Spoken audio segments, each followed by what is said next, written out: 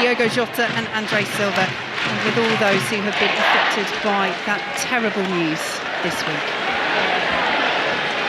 It's England against France at the Women's Euros, and it will be Lauren James who is the one change for England from their 7-0 friendly win over Jamaica on Sunday to get us underway, making her first start in 3 months after recovering from a hamstring injury.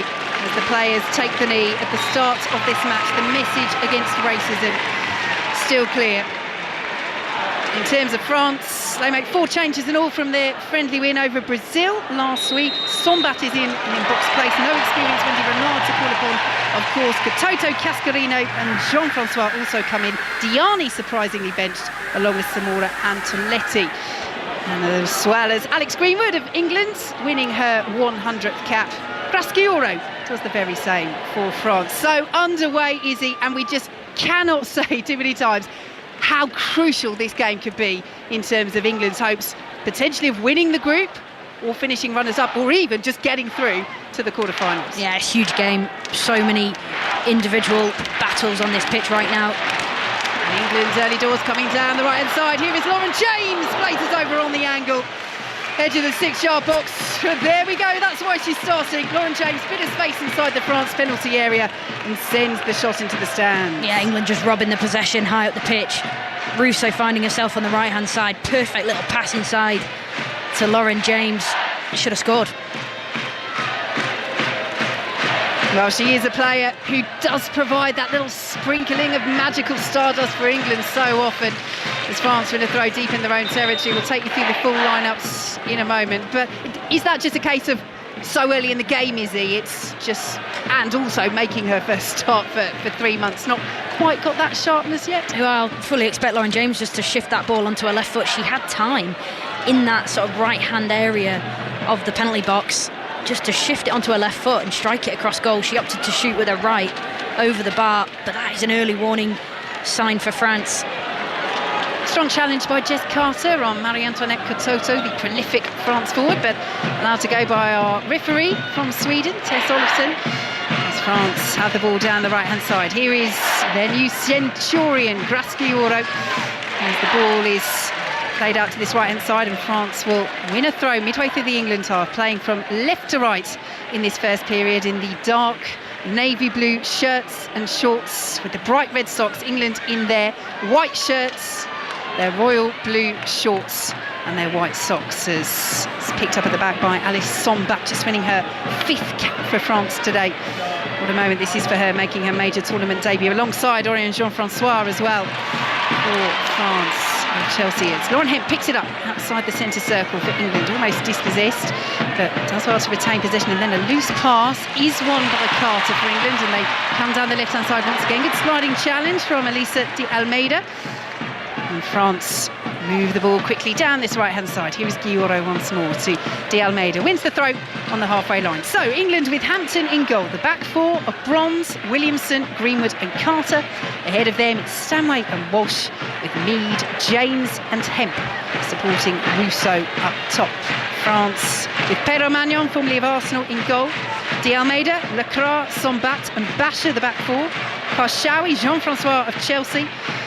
And Guioro in the midfield with Baltimore, also of Chelsea, Katoto and Cascarino up front, as Jess Carter has it midway through the England's half. There was a foul there on Georgia Stanway, but the referees played advantage, and England will spread it out to the right-hand side, and Leah Williamson.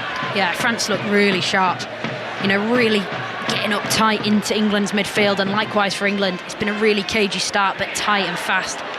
Oh, lovely bit of footwork by Lauren James, looking for the run of Russo. James has it again on the right-hand side, approaching the penalty area. Now plays the ball in. Oh, it was a great delivery, and Russo can't make contact. There were 3 players there for England and 1 French defender, de Almeida. They completely bamboozled the French back line there, and that is so similar, Izzy, to the delivery that Lauren James put in for Alessia Russo in the friendly against Jamaica. That time Russo nodded at home.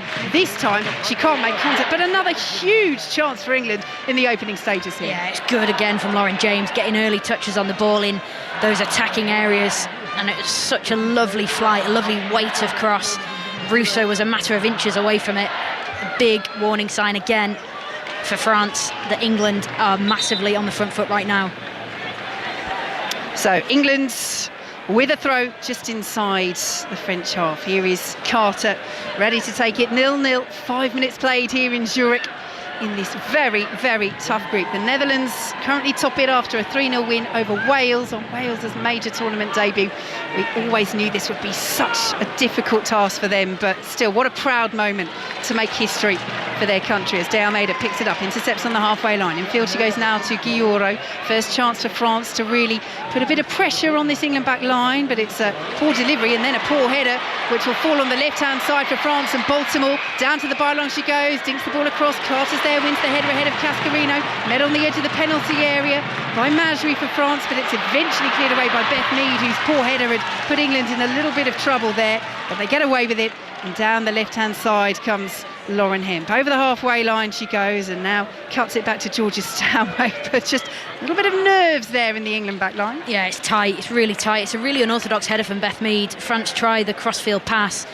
Beth Mead tries to sort of glance on the header and actually ends up feeding the ball into the path of Sandy Baltimore beyond Lucy Bronze. And that was a chance for France at the back stick. Great defending from Jess Carter. Here goes Lauren James down the right-hand side. 0-0 here on 5 Live and BBC Sounds as Leah Williamson, the England captain, has it. Plays it forwards, looking for that run through the centre of Beth Mead, and now picked up on the left-hand side by Georgia Stanway, but she's dispossessed by Cascarino. And in field, France go now. Picked up by Marie-Antoinette Katoto. Just interesting there. I mean, Mead is now back out to the right-hand side, but she and James have just swapped positions there. Lauren James picking up that right-wing position and Beth Mead coming in centrally. I mean, that'll be interesting, wouldn't it, to see Beth Mead dropping into the number 10 and perhaps providing a little bit of that physicality, although it's not a role that she has played really at all during her career. Here goes France with Sakina Karshawi down the left-hand side. Played forward in the challenge made by Lucy Bronze, and the ball will go out of play for a France throw. So early stages, Izzy, 6.5 minutes gone. It feels very tight and very tense so far, but 2 really good opening chances for England that they haven't taken. Yeah, good couple of chances from England. And in the midfield, France are on Georgia Stanway like piranhas. Every time she gets the ball, they're all over her. Grace Greoro and Karshawi in and around it, trying to nick the ball. That's where they've recognised they can get after England.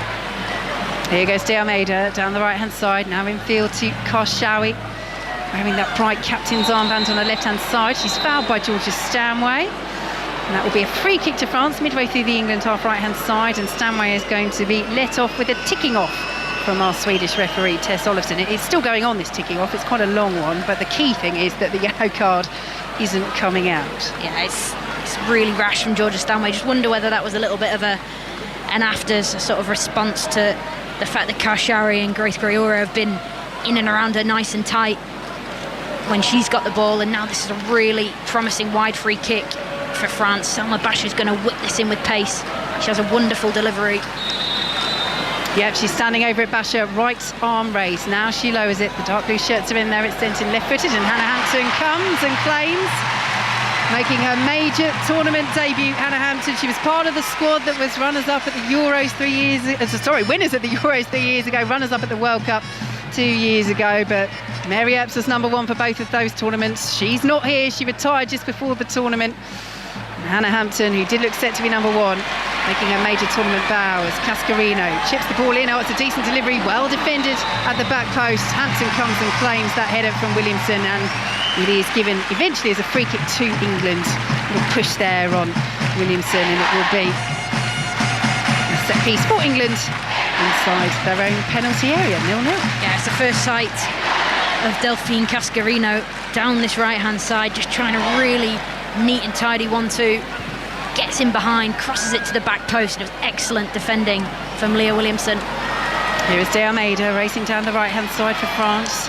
Got Jess Carter in attendance, Cascarino ahead of her, but she checks De Almeida and plays it into Guillaureau, who's ball into the penalty area. There's too much on it and can be watched behind on her 100th cap by Alex Greenwood. Yeah, it's some achievement from a player who, found it really difficult to get into the England 11 over the years, and she works so hard on her game. Naturally a left back, and she's moved into centre back. I think, playing for Manchester City in that role, she's turned herself into an elite centre back. Her ball distribution is world class, and delighted for her, to say the least. And a huge relief as Hannah Hampton prepares to take this set piece.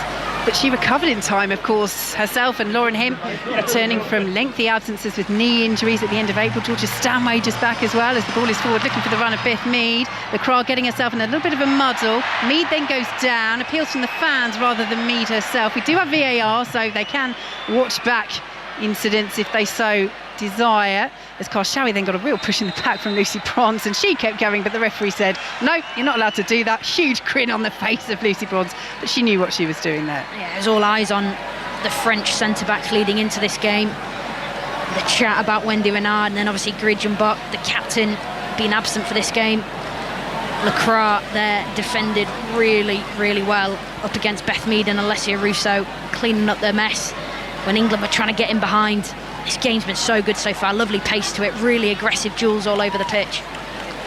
Ball goes out of play for a throw to France over on the far side. France, who have been in brilliant form in 2025. They've won their last 8 games, haven't lost, in fact, since the 4-2 defeat to the reigning world champion Spain back in December, as put under a bit of pressure, and Baltimore's lost it just outside her own penalty area. Russo to Mead, just inside the box. Could be an opportunity here for England, but that's brilliant defending by Orion Jean-Francois of Chelsea. Picked up over on the right-hand side, though, by Lauren James. Down to the corner flag she goes and overruns it. Well, again, they're just getting these spaces inside the French penalty area. An unusual play that from Sandy Baltimore, but her Chelsea teammate, Orion Jean-Francois, making her major tournament debut, rescued her. Yeah, Jean-Francois playing that sort of pivot role, number 6 role, whatever you want to call it. Defensive midfield is probably the most obvious way to put it. And it just gives licence for Greora and Karshawi to play forward, and I really like the look of this French midfield in these opening minutes or so. Lovely balance to it. Karshawi now here just dropping deep to link play. Really good player.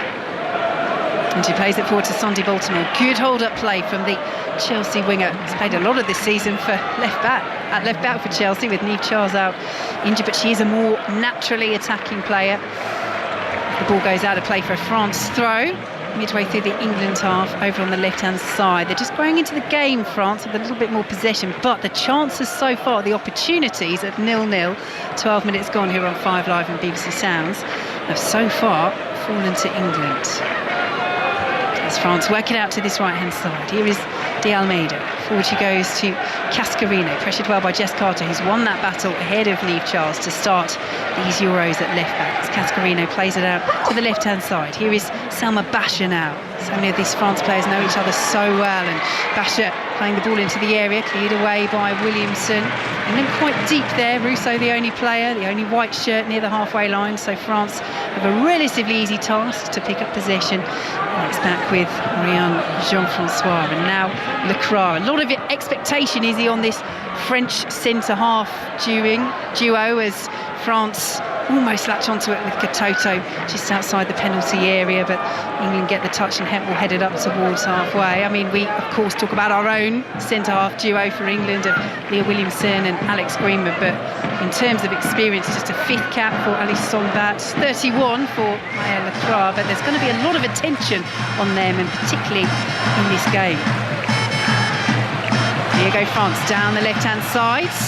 Ball straight out of play, won't reach Basher that time, and England have the throw. Yeah, the seesaw has tipped a little bit into France's favour in the last few minutes. They've managed to have a really nice little spell of possession. They've got England on the back foot, and you spoke about those 2 centre-backs there, Sombath and Lacroix. That's how they can impose themselves on the game, by France dominating the ball, which is exactly, as we know, what England want to be doing to France. So throw for England over on the far side. Lucy Bronze in position, France employing the high press. Forward to Beth Mead she goes, and now thumped clear on downfield by Leah Williamson, and Alessia Russo will chase this. Put a little bit of pressure on Sombas. It's cleared away by Pauline Perrin-Magnon. And we will send it forward once more with Lauren James. Had a great chance inside the opening minute, James, but not seen too much of her since then, making her first start in 3 months after recovering from a hamstring injury. But Izzy, you wouldn't expect her, given that she's only played 30 minutes last Sunday against Jamaica, to be able to play the full 90 in this game. No, she looks sharp though. Opening a few touches. Keira Walsh just nicked in possession there. Chance for France to get forward. And they've wasted it. Long ball over the head of Delphine Cascarino, and England had the throw. Yeah, you can see what France are trying to do. They're trying to snap in midfield and jump onto Kira Walsh and Georgia Stanway, nick the ball, and then release Delphine Cascarino and Katoto in behind. Hampton takes the touch, closed down by Graska-Jourova. It's a brilliant distribution out to the right-hand side, and Lucy Bronze in field. She goes to Beth Mead, who once again, interestingly, is picking up that central position. Where's James right now? She's also central, so Mead is really cutting in from that right-hand side. She's still playing as a right winger. Lauren Hemp over on this left-hand side on halfway, hugging that left-hand touchline. But it is interesting as Jess Carter picks up the ball just inside the England half. Here is James. She has this very free role. She's currently on the left wing. Russo ahead of her. Just delayed the pass there, James, but instead spreads it out to the right-hand side. And Mead, opportunity inside the penalty area. Unselfish, plays it to Hemp, unmarked, across goal, saved by Perrin-Mannion, and stabbed in on the follow-up by Alessia Russo. And England hit the front against France in Zurich. The first goal of their European Championship campaign as they look to retain their crown, and it's Alessia Russo. England 1, France 0. There we go. Lauren James, free roll, picks the ball up, moves, glides, commits players, switches the ball right to left. Just having a little look at the line. I think Russo is banged. Beth Mead actually cuts inside, feeds Lauren Hemp. I'm just wondering whether Russo's offside because it comes off her when it reaches Lauren Hemp. Hempo gets into that position, strikes, saved. Russo on the follow-up into an empty net, but I think Russo might have been offside. It's a good spot, Izzy, because we do have a VAR check here in the stadium. They are checking for a potential offside leading up to the goal. So not seeing any replays at the moment, but VAR are having a look at it, and this could be ruled out for England. France are ready to get us underway. Is this going to stand, or is Russo, having been potentially offside in the build-up, going to see this goal ruled out? Russo was stood in the centre of the box, and as Beth Mead cut inside, she looks to feed Lauren Hemp out to the left, and Russo just gets a little nick on the ball, and I think because of that nick, she's impacting play. Yeah, I think this is going to be ruled out. Yes, it's offside. And we're back to 0-0. And the cheers you can hear are from the much smaller contingent inside this stadium. The French fans, boos from the England fans as it flashes up on the purple screen. No goal, offside, and we are back to 0-0. But let's talk about the positives of that move and just the intelligence of that play, particularly I think for Beth Mead on the right hand side. She had a real opportunity to go for goal herself, but she saw Lauren Hemp completely unmarked, and if Russo doesn't get that little touch, it's through to Hemp, the save is made, Russo's in the right area, and it is 1-0 England rather than seeing this goal chalked off. Yeah, it's good play from England though. In the build-up you can see exactly what they're trying to do, shift the ball right to left, use the fullbacks for the width, took Lauren James inside, and she's got the licence then to drop in deep. France are going to have to marshal that, because that's going to be a problem for them if Lauren James keeps on receiving the ball in deep areas and driving. Here is Jess Carter driving over the halfway line. Hemp, she was tripped there by Cascarino, and that will be a free kick to England just inside the France half. So earlier today, Wales losing on their major tournament debut 3-0 to the Netherlands. Viviana Miedema getting her 100th goal for her country. So the Netherlands currently top of this Group D, which is the hardest group by far at these Euros. Only the top two go straight through to the quarterfinals. And if you don't finish, winners or runners-up, you're out. No second chances as Beth Mead picks the ball up. 0-0 here on 5 Live and BBC Sounds, and Mead goes down under the challenge of Orion Jean-Francois of Chelsea. And England have a set piece midway through the France half, just about level with the right-hand line of that penalty area. Yeah, it's clever what England are doing now in possession, because they're getting Lucy Bronze and Jess Carter nice and high, and Lauren James is tucking in, Beth Mead's tucking in, so they almost have 4 players on France's back line, and that just creates space for Kira Walsh to just play with no pressure on her, and they're feeding the ball into tight areas into Beth Mead. She's receiving it really well, and now as a result takes the foul, free kick in a great position for England. So the white shirts lined up, dotted amongst the navy blue ones on the edge of the penalty area. Pauline Perrin-Mannion is marshalling her troops and organising. You've got Mead to the left of the ball, Greenwood to the right. Which one will it be to send this in? Oh, Mead feints. It is Greenwood who drifts it in, and Pedro Magnon claims just in front of her goal line. 0-0. You know, it's hard to see the angle on that, but it did go straight into the hands of Pedro Magnon. But on a 100th cap, why not have a go? Absolutely. And we know as well for Alex Greenwood, she does like to go for goal from range. On the angle, as Izzy says, probably was a cross, but you never know. I think it was a cross. Might as well. Or a crot, as Beth Mead would say, that cross-come shots that she's perfected for both Arsenal and England, as Jean-Francois heads it forward just inside the England half. It's goalless here on 5 Live and BBC Sounds as Georgia Stanway makes the tackle, and Sakina Karshawi will leave that ball for Elisa de Almeida. But it's been a good start from England, and they really are, on several opportunities, carving France apart. As we see a replay of that offside, I mean, goodness me, that's tied it. It actually was, I think, the ball to Mead that's been penalised. Not 100% sure if UEFA might have got that graphic right there as France drive from range. Oh, that was a good effort from Selma Basha from about 35 yards or so. And it's deflected away and all the way back now with Hannah Hampton out to the left-hand side. And De Almeida will play it forward, looking for the run of Cascarino. Here she is, approaching the England penalty area. Goalless here, the Women's Euros, as Cascarino does really well, dinks the ball across. England struggling to clear it. Eventually they do with Leah Williamson, and then it's blazed over on the edge of the D by Orion Jean-Francois. But tell you what, we talk about positive movement from England in the French penalty area. The England defence lost the French attackers there. Yeah, Delphine Cascarino, she's a problem for Jess Carter. She's got in behind, cut inside the box on a few occasions now, just getting onto that right foot, dinking the ball, crossing it.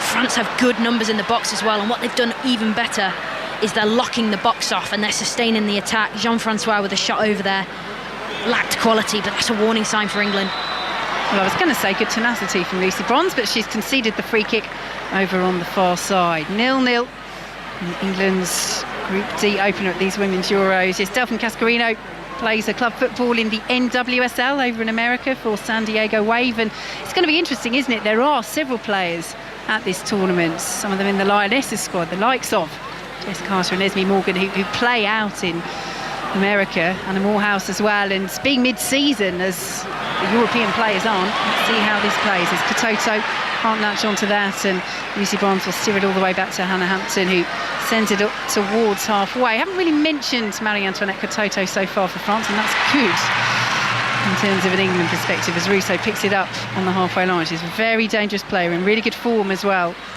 Katoto. As Alessia Russo plays it out to the left-hand side, Lauren Hemp delivers the ball in. James went for the overhead. That would have been special. 8 yards out, she was slipping as she went for that overhead kick, sent the ball flying over her shoulder and also over the crossbar. 0-0. Yeah, it's an interesting acrobatic effort from Lauren James. I love the intent. You know, she's super confident trying that from that angle with that pace on the ball from Lauren Hemp. But again, Russo, her game has just gone up and up and up. The levels that she's added to it, and her link-up play, her hold-up play is just exceptional. Yep, she's enjoyed her best goal-scoring season of her career this year, Alessia Russo, as England have it with Greenwood just inside their own half. 20 goals for Arsenal for the season. Joint Golden Boot winner in the WSL as well. 12 of those coming in the league alongside Khadija Shaw. That's Leah Williamson, who alongside Russo and Mead was in that Arsenal side that did what many thought was impossible and beat Barcelona in the Champions League final. What a wonderful win for Arsenal, their first European title for 18 years. And just a little reminder as we think about the favourites for this tournament, as France win possession inside their own half, that Spain are not invincible. Those Barcelona players, so many of them who play for Spain, can be beaten and can be shaken, and that will be relevant to the sides that do go into the knockout stages in this tournament. Spain, the reigning world champions, one of the big favourites. It's De Almeida for France, down the right-hand side. Good foot in by Jess Carter on Cascarino, but she does steer it back to Karshawi, who goes for the curler, 25 yards out on the angle, and way over the angle of post and bar. Izzy Christensen. Yeah, super confident from the French captain tonight, Karshawi. I was about to say, just before she struck that ball over the bar, what a baller she is. I can't wait to hear what Julien Laurent says about her at half-time and full-time. And She has been probably the outstanding player on the pitch so far, linking up that French midfield. Technically so good, causing England problems. Oh, it's a super ball by Kira Walsh if Lucy Bronze can reach it. Sombat's done well and covers, and there was just too much ground for Lucy Bronze to make up there. She's now out of position as Sombat brings the ball forward, looking for the run through the centre of Korshawi, and she could be in behind here, and Korshawi goes for the chip! Side netting, and to my right, Julien Laurent was on his feet. He thought that was in. It's the side netting for France. Goodness me, Izzy. Wow. That was very, very close indeed, and it would have been super. And Hannah Hampton, I'll tell you what, if that's on target, would have been beaten. Yeah, it's inches away. It's like you say, it's gone into the side netting, but that is the moment where France can punish England. It's just those transitions. Space was in there behind. Korshawi recognises it, runs into it, and that is a let-off for England. Well, she is a player, as you were just saying, Izzy, with superb quality. Korshawi, the PSG attacker, and she showed it there. I mean, that would have been Ella Toon levels of the opener against Germany at Wembley from 3 years ago, and on the angle as well. A little bit less time to take it to super effort as Cascarino fires the ball into Jess Carter. It's been given as a corner, but possible handball there. So I think the referee, let's see whether this, anyway, it's a set piece to France. Let's see if it's a free kick or a corner, and I think it's going to be a free kick. Yeah, she's getting the magic spray out, so let's see. But anyway, the ball's going to come into the box and England are going to have to defend it. 0-0. It's the same as a corner, but it's about 2 metres, maybe 3 metres inside the pitch from where the corner quadrant. Is it quadrant? It is indeed. Yeah, there we go. Left footer in-swinger Selma Basher. Terrific delivery. There's so many players in that box who can cause issues here for England. Yeah, the likes of Kototo, we've mentioned her already, but she's really good in the air, good with her feet as well, you've got to say. England have to stay switched on here. It's Basher, left with a delivery, it's towards the goal, and Lucy Bronze, ever so calmly, just ducks out of the way of that header and allows Hannah Hampton to gather the ball. Here's me thinking Selma Basher's going to whip the ball in with pace. She just floated it. There was no pace on the ball whatsoever. Floated header, and the communication between Lucy Bronze and Hannah Hampton. She obviously got the shout from her goalkeeper behind her. You can't say leave it, but obviously she got the shout. Hannah's probably was the shout. Lucy Bronze just calmly inside that 6-yard box left it. Well, she knows so many of these players so well, Lucy Bronze. As to you, Izzy, in terms of the France team from your times at Lyon, but as Izzy says, excellent communication there between the two Chelsea teammates, Bronze and Hampton, as Cascarino, who's looking really lively down this right-hand side, picks it up once again for France. It's goalless here on 5 Live and BBC Sounds as the ball is played in field to Jean-Francois, and out to the left-hand side now, and Selma Basher. Both sides are finding their rhythm. The momentum is shifting at times. England have had the better chances, but Korshawi has gone very, very close indeed to giving France the lead as Guillaume comes down the left-hand side. Baltimore. Cascarino's just straight offside, so Baltimore will go herself. Oh, it's lovely footwork, easing her way past her Chelsea teammate Lucy Bronze. Didn't quite fall for Guillaume inside the penalty area, and England managed to get the ball away, but that French attack is starting to click. Yeah, the 2 wide players are causing havoc. Cascarino and Sandy Baltimore, they're just getting inside the box. Baltimore there with the cutback. Lovely, lovely cross along the floor with pace, and it was just there to be hit. Slightly risky pass out from Hannah Hampton, but it does reach Jess Carter. But England really struggling to retain possession from those sort of positions as France win it back again. Here is Korshawi. France on top at the moment at the Women's Euros here on 5 Live and BBC Sounds, but it remains goalless. 28 minutes gone in this first half as Cascarino picks it up. Lovely little cutback. Wow. To Sakina Korshawi. We'll get Izzy to talk you through that in a moment, but France coming forward down the right-hand side. Here is Cascarino. Down to the byline she goes. Carter's with her, and Cascarino just slows the play down, then tries a bit of fancy footwork and does really well. She's got Jess Carter on toast at the moment. Cascarino into the area she goes. She is eventually ushered out of it. Edge of the area now with Selma Basher on the turn, pressured by Russo. Little deflection, and it takes it into the arms of Hannah Hampton. Yeah, France are feeling this, you know. There's a real swagger about their play in the last 5 or 10 minutes. They're starting to find their groove. They're sort of popping the ball about, and do you know where it's come from? It's come from the midfield. England's midfield being really sloppy on the ball. They're just giving France an invitation to nick it off them. And Karshawi, Cascarino and Greoro, oh my word, they are having a blinder right now. Russo's won a free kick on halfway for England, who have just lost their way a little. As Izzy says, France's players are really starting to tick, and Russo just taking her time here. She's sitting up on the edge of the centre circle. She might need a breather, but I think England also need a little bit of a breather at the moment. Yeah, they're under a little bit of pressure right now, England. I mean, you know you're going to suffer against France at times, but France are just feeling the way into this game. They're starting to pop the ball around really well, and Stanway, it looks like she's in a little bit of conversation with the England dugout. I don't know if she's struggling a little bit, but she has been caught in possession a few times, which is very uncharacteristic of her. Have to keep an eye on that and see how she goes. Well, Alessia Russo was just doing her shoelaces up. The referee did make a point of looking at her watch, but she's now up to her feet. And England have this free kick just inside the France half, just on the curve on the right-hand side of that centre circle as Williamson plays it forward. Here is Lauren James. England 0, France 0. England who've had a goal ruled out for a very, very tight offside in the build-up, as that ball forward has too much on it for Beth Mead and goes behind for a France goal kick. But France, over the last 5 or 10 minutes or so, really asserting their authority in this game. They are ranked below England, 5 places in the world rankings, 10th to England's 5th.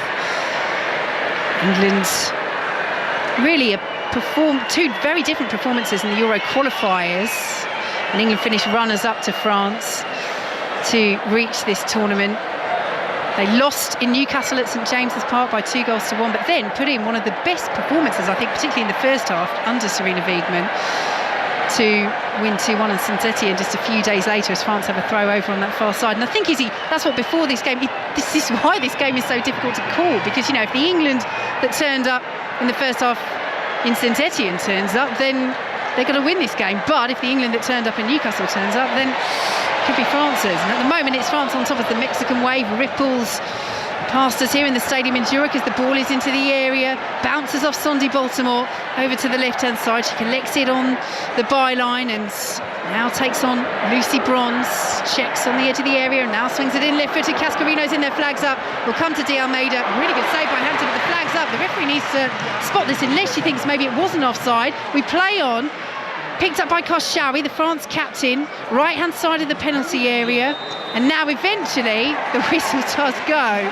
Well, if the referee feels that the official on this near side has got that wrong, she's absolutely right to play on, because, you know, if she blows the whistle, then VAR aren't able to overturn anything. But eventually it is given as offside. I think it's offside, but the issue I have here is the amount of time they play on before the referee blows the whistle, and it's a rule in football which I just can't get my head around, because what happens if something happens in that time, that's dead time? The whistle's going to blow anyway. But let's not forget, again, sustained pressure from France, really good. They're looking sharp and popping it around England on the back foot right now. And they're coming down the left-hand side. Salma Basha taking on Beth Mead, who's gone out there and she's done well. She's got past her. Lucy Bronze comes across and is behind for an England corner. And England at the moment just cannot cope with France's wide players. No, they can't. And now the fullbacks are joining the party for France, because they've got security at the back. They're confident on the ball and ringing the ball around the box to sustain attacks. And Selma Basha and De Almeida are just getting involved now in and around Cascarino and Baltimore, and that's just adding more and more piles of pressure onto England's back four. So corner to France over on the far side. It's 0-0. But as Izzy says, they really are putting on the pressure. They played this corner short. Lauren James is out there to defend it. France work it to Cascarino. Chips into the penalty area. Lacroix there, bounces past her and well left by Russo. England goal kick. A bit of a respite for the Lionesses. 12 minutes to play in this first half. It's 0-0, but they're really under pressure. Yeah, they are. And it's just good awareness there at the back post from Alessia Russo. You know, big defensive responsibility as well for her team. And while France are on top, it's just important England use these little moments here now where the ball's gone out of play for a goal kick, just to slow it down. France are setting a press. Katoto is on the front foot, ready to go and jump. And she's closing down Hannah Hampton right now. Hampton has dealt well with that during this game. The distribution not quite on point that time. She has got it away from Katoto, which is the main thing. But she's just, that instance there, Katoto really went for the press, didn't she? Yeah, she did. And it's interesting, that rule in football now where centre-back can start in the box and play. Anyone can start in the box and play. And Alex Greenwood just shifts it to Hannah Hampton. And Hannah Hampton is the player that then gets pressed by Katoto, and she just plays that pass under a lot of pressure out of play. France have a player down in the centre of the park. They're playing on for now. De Almeida has it. Cascarino might be offside there. Flag stays down. Cut back into the box. It's behind Graskioro. It's Basha who's down, and the referee is now just stopping play because Basha is now going to sit up, but she's still in a bit of discomfort there, and the referee going over to make sure that she's all right. Just looking at the replay, nothing in that whatsoever, unless she falls awkwardly and lands awkwardly. Selma Basha, she's just under tight pressure from Lauren James. I don't know if she falls and hurts her shoulder, but there's nothing in it. I just wonder, I mean, I'll say this, I played with Selma Basha and she goes down quite easily. Let me just put it that way. Did that irk you? She knows training? What she's doing. Izzy Christiansen. She did it in training as well, which was even more annoying. So 0-0, England in possession. Good ball into the centre circle and will be picked up now by Georgia Stanway, trying to release Lauren Hemp on this left-hand side, but well read by De Almeida, and France still really on top at the moment. That's a great ball forward to Cascarino, plays the ball into the area. It's easy for Katoto, and France take a deserved 1-0 lead. They've taken a grip of this game in the last 15 minutes or so, and that, quite simply, was far too easy for France. That, quite simply, was poor defending from England. France ahead 1-0. Yeah, it's England's worst nightmare. In behind Jess Carter, the pace of Cascarino, the pass that's fed through to Cascarino by her fullback behind her, De Almeida. She just feeds it into the space, perfect weight, and then it brings Alex Greenwood out of her position. The square pass to Katoto, and the finish is easy, but it's clean and it's tidy from France. It's routine, but I tell you what, that is perfect. It's a brilliant goal for France, and that is England's worst nightmare. And you can see Leah Williamson's absolute frustration. Her hands go up, she throws them in the air and screams in rage because Katoto was completely unmarked from 6 yards to tap that in, because France had pulled England out of position, as they have threatened to do over the last 15 minutes. And Katoto has her 39th goal in 56 appearances for France. She's got a really good record against England as well. England who've got us back underway and have a throw midway through their own half. Scored the winner in the qualifier at St James's Park in Newcastle, and you can't leave any player unmarked like that, let alone Katoto. But it's all about the movement in the build-up, isn't it? Yeah, the movement inside the box from Katoto and Leah Williamson. It's almost like a scrum in rugby happening in the box whilst Cascarino progresses the ball into that crossing area. But the cross was sublime and the finish was good, really good from Katoto. You know, sometimes people underestimate how difficult that sort of finish is, but she's there in the back shoulder of Leah Williamson, and her celebration was rather muted, and it kind of reflects the way that France have opened this game up. They've looked classy. Tell you what, their manager Laurent Bonnet's celebration wasn't huge. Roar and applause from him, and France coming forward again. Here is Katoto, the goal scorer, lays it off to Karshawi. Oh, there's space on that left-hand side for Baltimore, but it's well read by Lucy Bronze. Williamson, though, gives the ball away. Baltimore is there, and France are just quicker to the second balls at the moment. England just need to get into half-time, you feel, at 1-0 down, because this could get worse. Here is Gioro. Cascarino looking for that run, but Carter intercepts, and now England come forward with Lauren Hemp. Let's not forget, England in the first 20 minutes or so had some really good opportunities and were playing some really good stuff, but they've just not been able to get to grips with France, as France have taken control of this game as the halves progressed, and that is why England trail with 7 minutes plus added time to go in this first half. Really good hold-up play by Rousseau, though. Challenged by Lecroix. Strong challenge, fair one. Here's Jean-Francois. Plays it to Baltimore towards the penalty area. Here's Sandy Baltimore. She's got such a dangerous left foot, and they know that, the England player. She's still going. Baltimore still going. Oh, it's a brilliant goal. Curled into the top corner. And France are running England ragged here in the first half. This is not how the defence of their European crown was supposed to start for the Lionesses.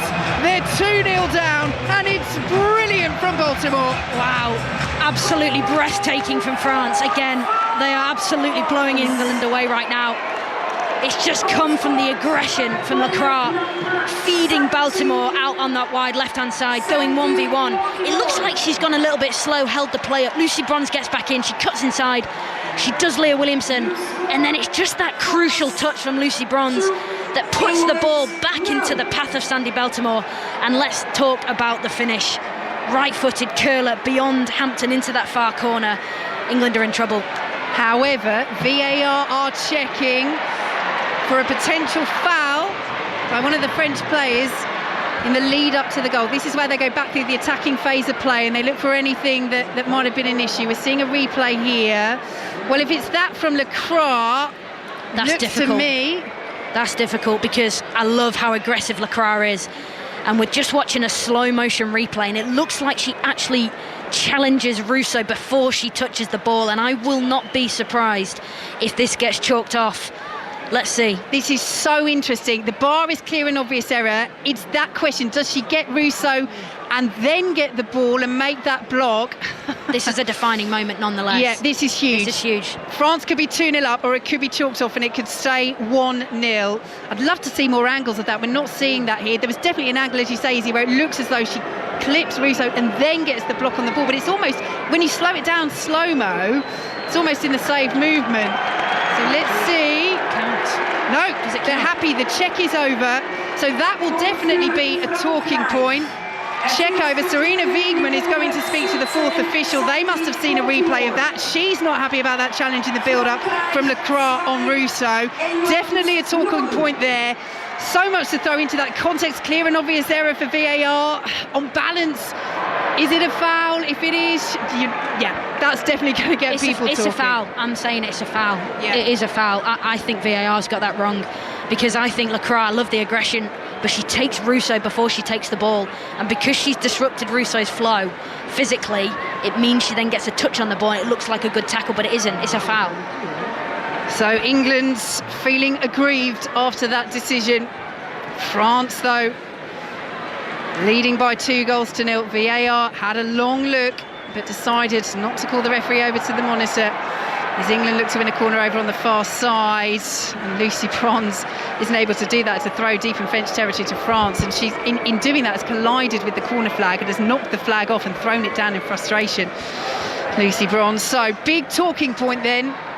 England may well feel that second France goal should have been ruled out for that challenge by Lacroix. She tried to win the ball from Russo, and as we say, you know, Izzy, you feel it is a foul, you feel it's clear. There was that angle that showed that touch on Russo before that block of the ball, but nothing England can do about that now. Even when you have VAR, sometimes when you feel it should go your way, it doesn't, and they've just got to put that out of their minds and try and hit back before half-time. That's exactly what they're trying to do. It's picked up central position midway through the France half by Kira Walsh, out to the right-hand side, and Lucy Bronze. Beth Mead now will collect and plays it back to Leah Williamson, who's stepped midway through the France half, the centre half, the England captain, as she looks to push England forward, as Alex Greenwood, under a little bit of pressure, will play it out to the right-hand side, and just looking to see where Lucy Bronze has gone. I mean, she's one player that will really push up when England are under a lot of pressure. Now she's back on halfway. Sometimes you have to keep your eye on Lucy Bronze, don't you, to make sure that she's not playing as a number 9, because she's so desperate to get her side back into it as France clear out on the halfway line and England have the throw. Yeah, it's going to be so interesting to see what Wiegmann does at half-time, you know, how England come out in the second half, because there's a few things that haven't looked right for England, but I can't really put too much emphasis on that, because I actually think I'd rather focus on how good France have been. They've been so aggressive and so clean, and the selection has been perfect so far from the French manager, Bonadé. He's just looking here on the touchline now in his dugout. He's pointing at Cascarino. He's saying to his players, give the ball to her. She's causing havoc. Really good interception there by Williamson, and here goes Lauren James driving towards the France penalty area. Good ball to Beth Mead, right hand side of the box, plays it across. It's over the head of Russo and headed behind by De Almeida, who knew that Lauren Hemp was somewhere behind her. She was actually on the edge of the penalty area, Hemp, but right decision anyway. England have a corner. Can they get a goal back before half time? Yeah, it's just Lauren Hemp there at the back post. I just would like to see her gamble a little bit, because that ball was just fed and dinked into that back post area onto this left-hand side. If Lauren Hemp had just anticipated slightly sooner, she might have had a tap in at the back post. So Beth Mead has come over to this left-hand side to take the corner from England. There are tricolours dotted around the stands away to our left, and they are waving in the warm night air here in Zurich as England look to get a goal back. Mead swings it in. It's headed away by Selma Basher at the far post, and Sandy Baltimore, who's scored a superb second for France, plays it forward. Superb second, though, controversially allowed after a potential foul in the build-up by Lacroix on Rousseau, right on halfway, as the ball goes out of play for a France throw on halfway. But go on, Izzy, talk to us about France. I think the running power and the aggression in the midfield has been the difference. And then, of course, Cascarino and Sandy Baltimore. And I'm just going back to that Baltimore goal. There is a really crucial touch in it from Lucy Bronze, which is a complete accident, of course. But the ricochet comes from her, and it feeds the ball back into the path of Baltimore, and that's where she sticks the ball into the back of the net. She's done really well again on that left-hand side. Sandy Baltimore plays it infield to her Chelsea teammate Orion Jean-Francois, and those two are on the same wavelength. Lovely ball by Jean-Francois. Back to Baltimore. James is there. Also with Chelsea trying to hold her up. Baltimore appealing for the free kick. She's not going to get it. But just going back to that goal that she scored, Baltimore, let's put aside the foul in the build-up. But it was interesting. She had two England players on her, Izzy. They were so desperate not to let her shoot on her left foot, because we know how good the left foot is. And in the end, she got a little bit lucky with the deflection from Lucy Bronze's challenge, but she killed it in perfectly with her right foot anyway. Yeah, nonetheless, beautiful finish. And, you know, the modern-day winger has to be able to come inside and go on the outside. And both of these players here for France, Katoto and Cascarino and Baltimore, the front three for France, there's just a really nice balance. And obviously Diani on the bench, who we thought might start for France, isn't starting, and you can just see the justification of Cascarino getting the nod. Her pace has caused Carter and Greenwood all sorts of issues. Well, we're into 5 minutes of added time here at the end of the first half. England 0, France 2 in their Women's Euros opener in this very, very difficult Group D. Only the top two go through. The Netherlands have already beaten Wales on Wales's major tournament debut by 3-0 this evening. And we knew this was going to be tough. We knew that this was going to be a really hard start for England, but so far they have just not been able to deal with France. After the first 15-20 minutes, where England played well and had some really good chances, had a goal ruled out for a very marginal offside from Rousseau. But France have taken control of this game, and England are going to need to find something in the second half tactically. Yeah, that's the thing with VAR, because you know, you can see this. It was centimetres. Beth Mead was offside for that disallowed England goal, but then it's like a human error around the tackle. You know, it's a tackle, so that's just where I've just got questions. I think England have been hard done by it. Rousseau out to the right-hand side. Here is Lucy Bronze. Can they score in added time here, the Lionesses, and at least get a goal back against France, who lead by 2-0 as the ball goes out of play for an England throw deep in France territory. Here is Lucy Bronze. Sends it back to Leah Williamson on halfway. And interchange of passes between Greenwood and Walsh. And now Williamson has it once more, plays it forward to Georgia Stanway. And again, if you've been listening to us during this first half, you'll notice how little I've said these names, Stanway, Walsh. They're just not influencing that midfield, which we knew would be a key battle. At the moment, France are winning it. Here goes Lauren James, though. Really good run. Rousseau, edge of the D, pulls it back to Kira Walsh, but her ball forward, looking for Georgia Stanway. Can't be found by Stanway inside the penalty area, and it's out of play for a goal kick to France, who lead 2-0. Izzy Christensen. Yeah, the way England are set up, it's almost like to give Lauren James a free roll, and she's done a lot of traversing with the ball across the pitch, you know, trying to pull French players out of their shape to defend her. We know she's almost undefendable at times, but like you say, it has nullified Kira Walsh and Georgia Stanway. England just haven't found that sort of ticking, flowing passing patterns just yet. We know that Lauren James probably can't play the full game, so that would mean changes will be coming for England. It'll be fascinating to see how Serena Wiegman sees this game and what she does to change it. We'll certainly keep our eye on that. 90 seconds for added time to play. England 0, France 2. England in possession with Hannah Hampton midway through the England half. We have to say, when James has got on the ball, she's looked brilliant. Yeah, she has. She's looked really sharp, really fit. It's just England have been uncharacteristically a little loose in possession at times, which is hunting straight into France's game plan, which is to hunt in packs and get aggressive and nick the ball and catch England on the transition. Here goes Greenwood, laid off by Mead, who's popped up on the left-hand side here. Now Carter, midway through the France half. France pressing well, though. It's been a very good half for them. after weathering those early England chances, they've been outstanding, and they lead by 2-0 as Alex Greenwood plays the ball back to Leah Williamson. But this is probably going to be one of the biggest tests for Sarina Wiegman, who has never failed to win a match at the Women's Euros. 12 out of 12 her record with the Netherlands as she won the tournament in 2017, and then with England, of course, in 2022.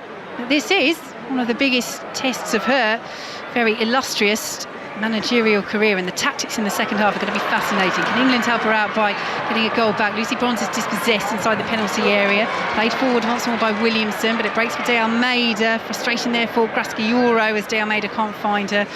Now Alex Greenwood will send it out to the left-hand side, and Jess Carter, that's the talking point. Carter given the nod ahead of Niamh Charles at left back. We thought that would be the case after she played against Jamaica, but that was a big call before the tournament. James, though, knocks the ball down to Russo, laid off to Georgia Stanway. She's going to go for it. Stanway got a deflection, goes behind for an England corner. Well, we've seen her pop them in from there so many times on huge occasions for club and country. She's won England a corner in the late stages of this first half. Yeah, it's better from Georgia Stanway, better from England. They're just finishing this first half really strongly. Just a spell of possession. Leah Williamson getting aggressive, winning the ball back off Katoto. And Georgia Stanway, so familiar. Her body language changes when she's lining up a shot. She just snaps into action. She's trying to shift it onto that right foot and unleash the ball. So Alex Greenwood is over to the far side to take this corner. Corner delivered in, it's headed away at the near post and brought down by Cascarino for France, who will run it out of the penalty area, and the chance to get a goal back just before the break is gone for England. And there is the half-time whistle. A half that started so well for England. They had some really good opportunities. James inside the first minute blazing over. Russo then with the goal ruled out for a very marginal offside in the build-up. But after 15-20 minutes or so, France have taken hold of this game. Katoto unmarked to slot home from close range after brilliant build-up work from De Almeida and Cascarino, and then Baltimore with a superb individual goal curling into the top corner. Controversy with that one though, as VAR had a long look for a potential foul on Russo in the build-up and decided not to get involved. Sarina Wiegman went to talk to the fourth official about that, but the goal stood, and at half-time it's England 0, France 2. Well, potentially a piece of unwanted history on the line as well for England. No reigning champions have ever lost their opener at the Euros. England trailing by 2-0 here in Zurich as they head down the tunnel. Solemn looks on the faces of the Lionesses. Izzy Christiansen still with us. Julien Laurent here as well. And Izzy, so much to get stuck into. In fact, I'm not sure if Izzy can hear us right now. Julien Laurent is with us. And Jules, let's start with that midfield battle then. We identified that as such a key area for both sides, and France winning it hands down. Yeah, absolutely. And we said you win that battle to then provide the right balls to your wingers, especially, or to your front three. And we've hardly seen Hemp or Mead. No good balls really for Russo. On the other hand, Baltimore have been fed nicely. Cascarino on the other side has been fed nicely. Katoto was fine in the box for that tap-in for the first goal. And again, I said that Lauren James has to play because she's the most talented player on the pitch. And we were texting with Nathan during the first half, and I said Lauren James is better technically than 95% of the players that play. And Nathan said probably even more than that. Yeah, maybe 90%.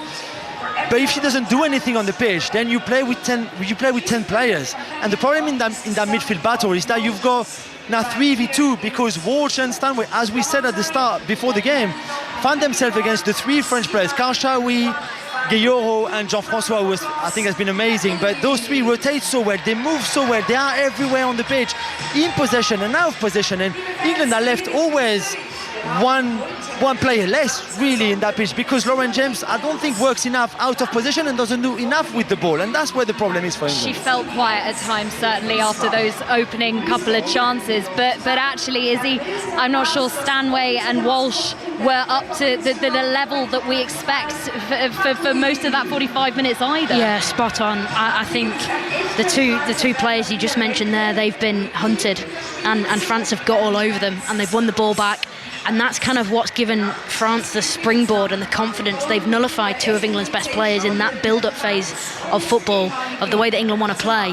and they've just jumped all over them and almost challenged a little bit of complacency. I'm not saying they're complacent, but they've said, if you're going to be slow on the ball or not have the idea in your head ready what you're going to do with the ball, we're going to jump you, and we're going to feed our players who are hungry for the ball. In Cascarino, Katoto, Baltimore, I think they've looked brilliant, France. So England had that initial goal ruled out for offside. Mead and Russo both in offside positions. Potentially should have done a little bit better there. Let's talk, though, about the other VAR intervention, Izzy, and that was in the build-up to the second France goal, the Baltimore goal, with that heavy challenge on Russo in the middle of the park. The ref was right there. She said play on. Then we had the VAR check. It stands. Yeah, and obviously it was a crunching centre-back tackle from Lacroix on Alessia Russo, and it's risk v reward. You make the tackle and you set your team up on the attack, and she wins the tackle. The ball then goes into France's favour. Baltimore gets fed. She gets into that area where she wants to be, cuts inside, gets a little bit lucky with that deflection from Lucy Bronze, but nonetheless the finish is exquisite. Now, going back to the Lacroix tackle on Russo, that's where England feel like there was a foul. We've watched it in slow motion on the replay, and I think that it's a foul, and I think it's really aggressive from Lacroix, and I think she takes Russo out before she touches the ball, and I'm struggling to understand why that hasn't been ruled out. Jules?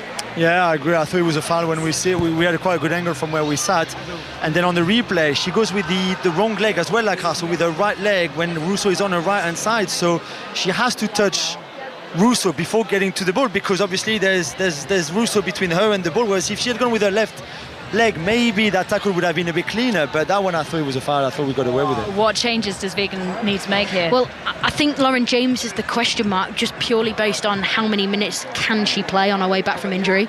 So that's one to keep an eye on.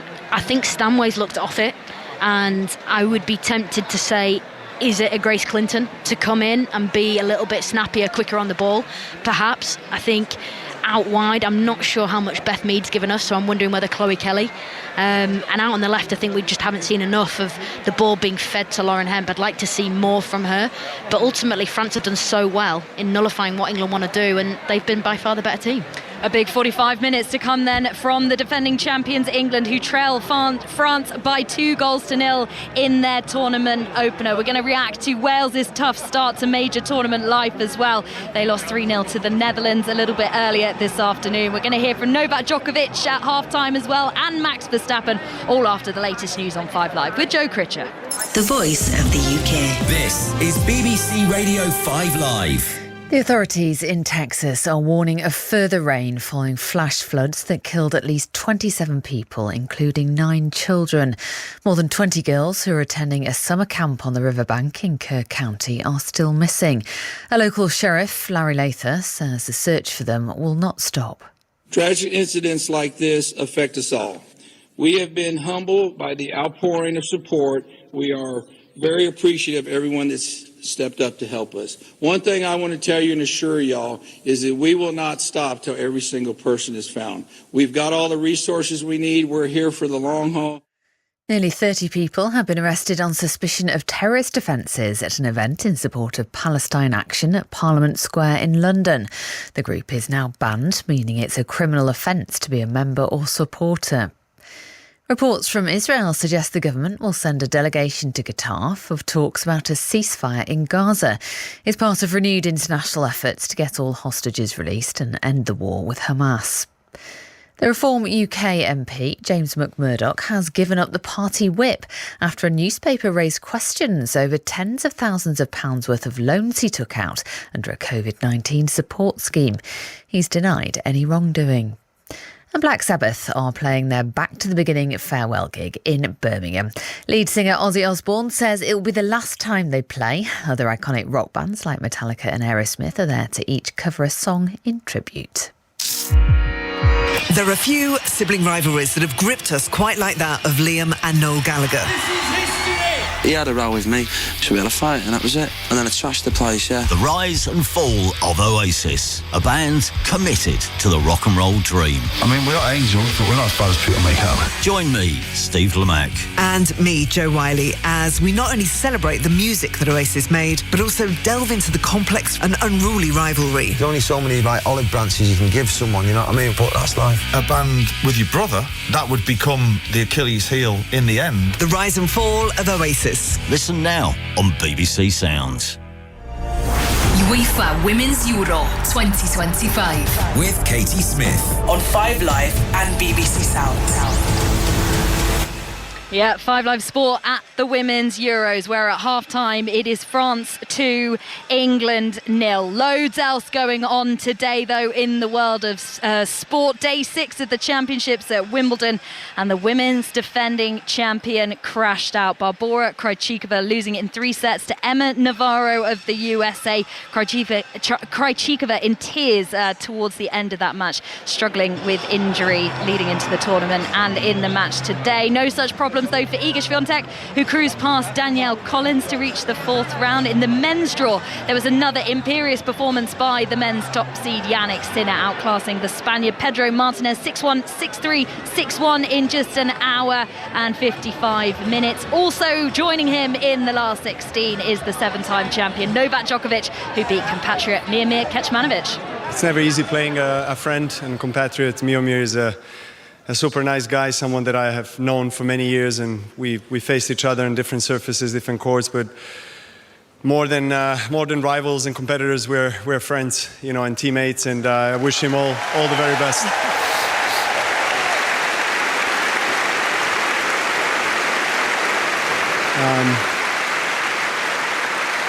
Are you buying dinner tonight? Whatever he wants. Well, of course, today, I know you love your history, but today was your 100th match win at Wimbledon.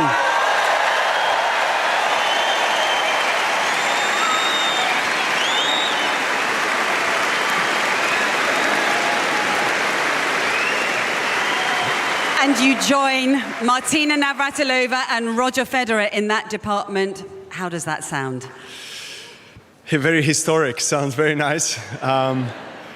Very grateful, obviously, privileged to be in the position that I am. I've said it many times.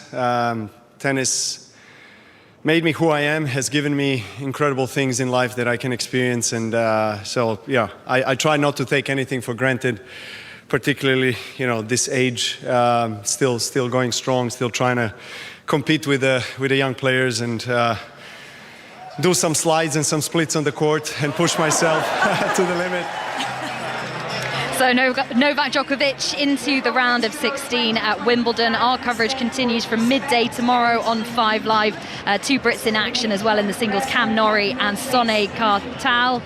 In the cricket, England's men are facing an uphill task to save that second test against India. So India declaring their second innings on 427 for 6, leaving Ben Stokes' side needing a massive 608 to win. By close of play on day 4 earlier, England was 72 for 3, still needing a highly improbable 536 runs with 7 wickets remaining. Test match special back on air at 10 o'clock tomorrow morning on 5 Sports Extra. And in tomorrow's 5 Live Sport, we'll also bring you full commentary from the British Grand Prix, where Red Bull's Max Verstappen will start on pole ahead of the 2 McLarens of Oscar Piastri and Lando Norris. The details from Silverstone come from our F1 commentator Harry Benjamin. Max Verstappen may well be making headlines off the track with where his future lies, but on track he is delivering. After an epic qualifying saw him pip Oscar Piastri to pole position in the closing stages, his 4th of the season, and he really had to dig deep for it. It's very difficult out there with the wind for everyone actually, but to then of course put the lap together, very happy of course to be on pole, because it was definitely not looking like that yesterday, and even throughout today I think we were close but not close enough, and then luckily in the end we managed to improve, and that felt very good.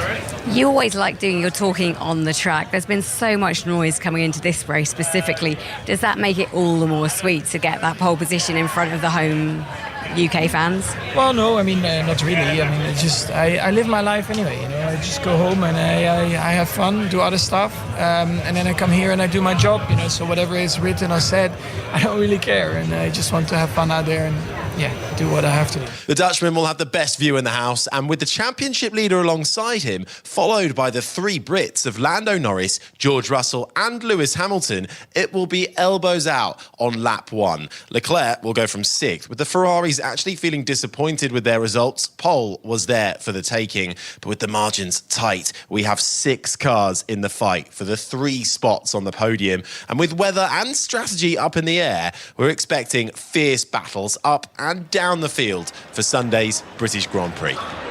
So the players back out here, second half commentary of England-France very shortly, but earlier in Group D at the Euros, Wales lost their opener 3-0 to the Netherlands. Let's hear from captain Angharad James. You know, we'll be disappointed with the result, but I can't ask any more of this group. We left everything on the field and we knew it was going to be a tough group. Every game is a tough game, and we gave it all that we had today, and it wasn't quite good enough, and we know that, and we'll learn from it, but I couldn't be prouder. This group, they mean everything to me, and I know we always wear our heart on our sleeve, and we'll do it again in the next game. What do you think cost you out there tonight? Maybe the nerves a little bit at the first game. We looked a bit sluggish, we looked a little bit off, and we didn't play the game that we know that we can, and that's really disappointing. But we knew it could go that way. You know, this was such an important day for us, and we've waited a very long time to have this special occasion. Our fans were incredible. Can't ask any more from them. They were really behind us throughout the game, and you know, I hope we did them all proud and everyone at home proud, but we know that we've got a lot to improve on.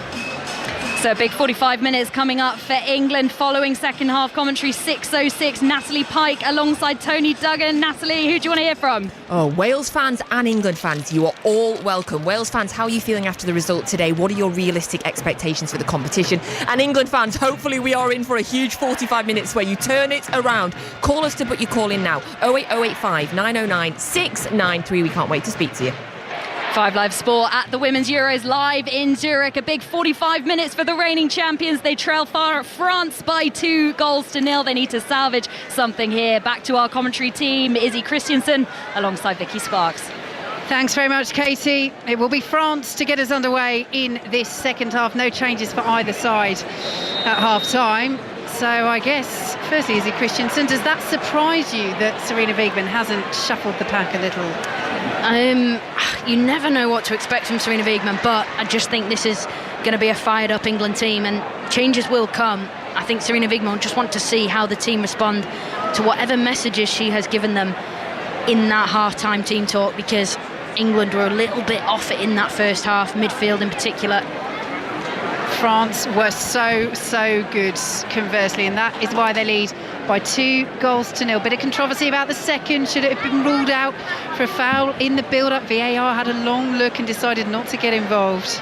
England with a goal ruled out themselves for a marginal offside at 0-0 as they started brightly, but France, having forced their way into the game, have taken a real foothold as England play the ball around at the back, playing in their white shirts, their blue shorts and their white socks. France in the navy blue shirts and shorts with the bright red socks. We'll take you through the lineups in a moment, but it's England in possession over on that far side with Jess Carter. Crossfield pass to the England captain, Leah Williamson, and France just sitting off at the moment. So Hampton in goal for England, the back four. I'll take you through that in a moment because there could be an opportunity here for England. No, handball against Lauren Hemp, challenged by Elisa de Almeida, who's just holding her face as she goes away from that challenge, but I think she's all right. And France have a free kick. So Hampton in goal for England, the back four of Bronze, Williamson, Greenwood and Carter. Ahead of them, Stanway and Walsh with Mead. James making her first start in 3 months after recovering from a hamstring injury, and Hemp supporting Rousseau up top.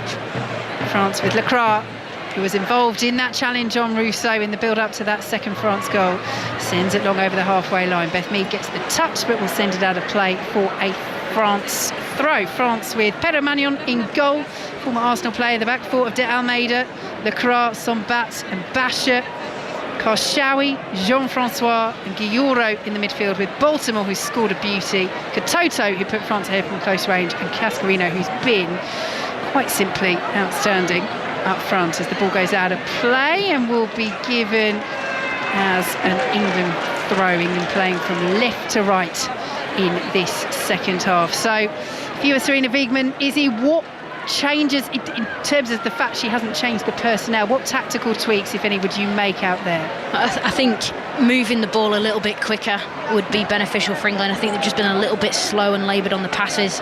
You can see they're trying to play more central passes, piercing through the heart of the sort of French midfield, the spine of their team, fizzing it into Rousseau. That narrows France off a little bit and then gives England the space out wide, but they're just looking to compact France and just have a spell of possession right now. Out to the left-hand side, Lauren Hemp, good run, cuts in field, checks back away from Karshawi, and now lays it off to Kira Walsh. Exchanges passes with Georgia Stanway. Bronze is pointing to Beth Mead. She wants that ball played out to the right-hand side, but it's picked up once more by Lauren Hemp, who's dropping into that 10 position as Lauren James drifts out to the left-hand side. It's Mead in possession, though. Bronze won't pick it up. Groans from the England fans all around the stadium, but cheers now as Mead wins it back, and then boos and a wag of the finger from Izzy Christensen as Tess Olofsson, the Swedish referee, blows for a foul by Beth Mead. France with a free kick just outside their own penalty area. Yeah, Sarina Wiegman's in the technical area with the fourth official. Karshawi there just gets caught in possession from Beth Mead. Nothing in it whatsoever on the edge of the box. You can see in the replay, we can feel the frustration oozing out of Beth Mead and Sarina Wiegman on these replays as well, because that is not a foul at all, and that was an excellent position for Beth Mead on the top of the box. Yeah, she was breaking into the penalty area. It was a decision that got Sarina Wiegman up off her seat, not in a good way, to go and remonstrate with the fourth official, because she knows England need a bit of a break of fortune here as they break forward down this right-hand side. Sombat winning her 5th cap for France. The young centre-half, 21 years of age, comes across and plays that ball out for an England throw, which Lucy Bronze will take. France leading by 2-0. Here's Rousseau inside the penalty area. Balls it back to Kira Walsh. Referee can't really get out of the way. It's not great positioning from the official there, and England have lost it in no small part due to that contribution. It didn't hit the referee, so she's not going to blow the whistle. De Almeida's bursting forward for France here. That's a terrible ball into the penalty area that Hannah Hampton takes in her stride quite beautifully. Lovely control inside the 6-yard area. I mean, up to her if she wants to control it like that, but a really poor ball from De Almeida, who has been, as has Basher on this left-hand side, De Almeida on the right for France. So effective, those full-backs getting forward. Yeah, they've been good. Poor choice of pass there from De Almeida. Good position. She found herself advanced up the pitch. Offside flag is up against Alessia Russo, coming back from an offside position. France have a free kick on halfway. Sarina Wiegman strides back to her seat and sits down. We mentioned her record at the Euros, 12 wins out of 12, on her way to winning the tournament in 2017 with the Netherlands and 2022, of course, with England. No reigning European champions have ever lost the opener at the next Women's Euros. The last 3 champions have drawn their opener at the subsequent edition of the tournament. I think England would bite your hands off for a draw right now. 2-0 down in the early stages of this second half against France on 5 Live and BBC Sounds. Earlier today, Wales losing on their major tournament debut 3-0 to the Netherlands, who currently top this group. As France pick the ball up on the right-hand side, it's played forward. Good run by De Almeida. She tries to curl it in, and it's side netting. Hannah Hampton had that covered, and it stays 2-0. And a hand of apology there from Elisa De Almeida to her teammates. Yeah, again, just De Almeida and Cascarino combining well on that far right-hand side for France. The shot didn't trouble Hampton, but it was just another sighter of goal that would give France confidence. And as I say that, just looking down in front of us, Chloe Kelly, Ella Toone, Niamh Charles out to warm up. Thinking, well, they're going to have to make changes, England, but they could change their fortunes here. It's Hemp into Russo. Can't latch onto it after the first touch. Just took the ball away from her. She was trying to retain possession. Lucy Bronze has done just that on the right-hand side. Russo now forced out of the penalty area, but that was a better move from England. Walsh has it as England keep up the pressure. Here is Bronze on this right-hand side. Back to Leah Williamson, and now in field to Lauren James, 25 yards out. Beth Mead can't play the 1-2, and France will bring it forward. Here goes Karshawi, their captain on the night. Really good covering defending by Beth Mead, getting a foot in, and Lucy Bronze will tidy up for England. I don't think Beth Mead's going to be on the pitch much longer. She's been really sloppy by her own standards in this second half. A little bit of space for Lauren James, and it's closed down immediately by 3 navy blue shirts. They know about her danger. They've seen how she's shone and sparkled in the rare occasions that she's got the ball in the first half for England. And they close her down and win back possession, France. France, who haven't lost in this calendar year. They've won every single game. They're under pressure again from James, and she concedes the free kick just outside the France penalty area. And France it is who still lead in this Women's Euros opener for these sides by 2-0 here on 5 Live and BBC Sounds. Yeah, Chelsea on Chelsea there. Jean-Francois being pressurised by Lauren James. I like it a lot from James, just being really aggressive. Jean-Francois has her back to the way that she wants to play. Just didn't have to be so aggressive though. She was going nowhere, and that's what England need to get back into this game. Up the aggression and up the intensity. We'll go straight out of play for an England throw. Again, just sloppy French distribution early on in this second half, Izzy. And if England are looking for some encouragement somewhere from this match, they might take a little bit from there. Yeah, and I think this is where, focusing solely on the French team over the years, their lack of success at major tournaments, Olympics, World Cups, European Championships, has come from a little bit of a lacklustre mentality. That was lacklustre from England. They've given it away. Here's Guerrero inside the area, and Hampton just about gets enough on it.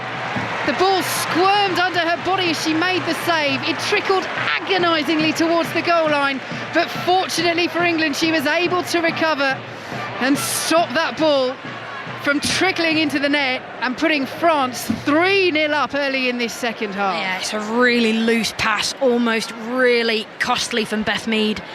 And Grace Guerrero finds herself the most advanced French player. She should have scored. It should be 3-0 to France.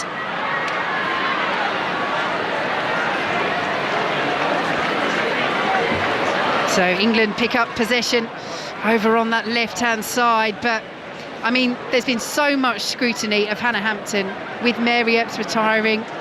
Hampton was going to get the nod at the Euros. She doesn't have Earps here as the number 2. Earps, who was number 1 at the Euros as England won it 3 years ago, and at the World Cup as they finished runners-up. And Sandy Baltimore comes down this left-hand side. Delivery in again is poor again.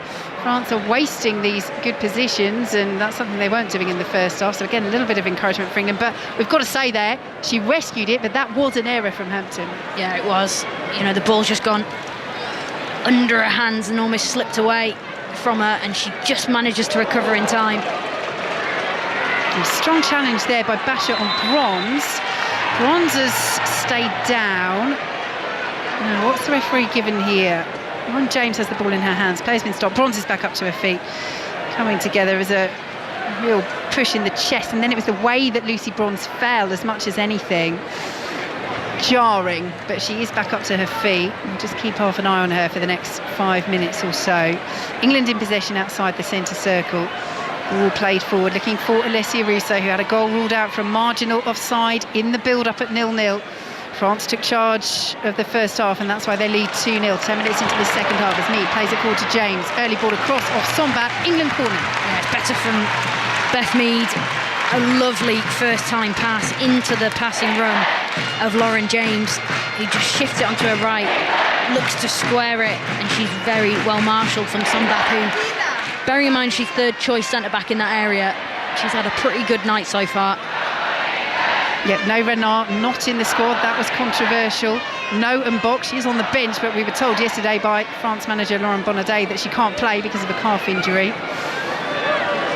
So Sombat given the nods alongside Lacroix as England play the corner short. Oh, it's well worked, and Lauren Hemp, having been fed by Beth Mead at the near post, sees her efforts diverted behind by Marie-Antoinette Katoto, the French striker, back defending there. Well, France completely switched off on that corner, and England almost took advantage. Yeah, it was madness, absolute madness, how much space Lauren Hemp had.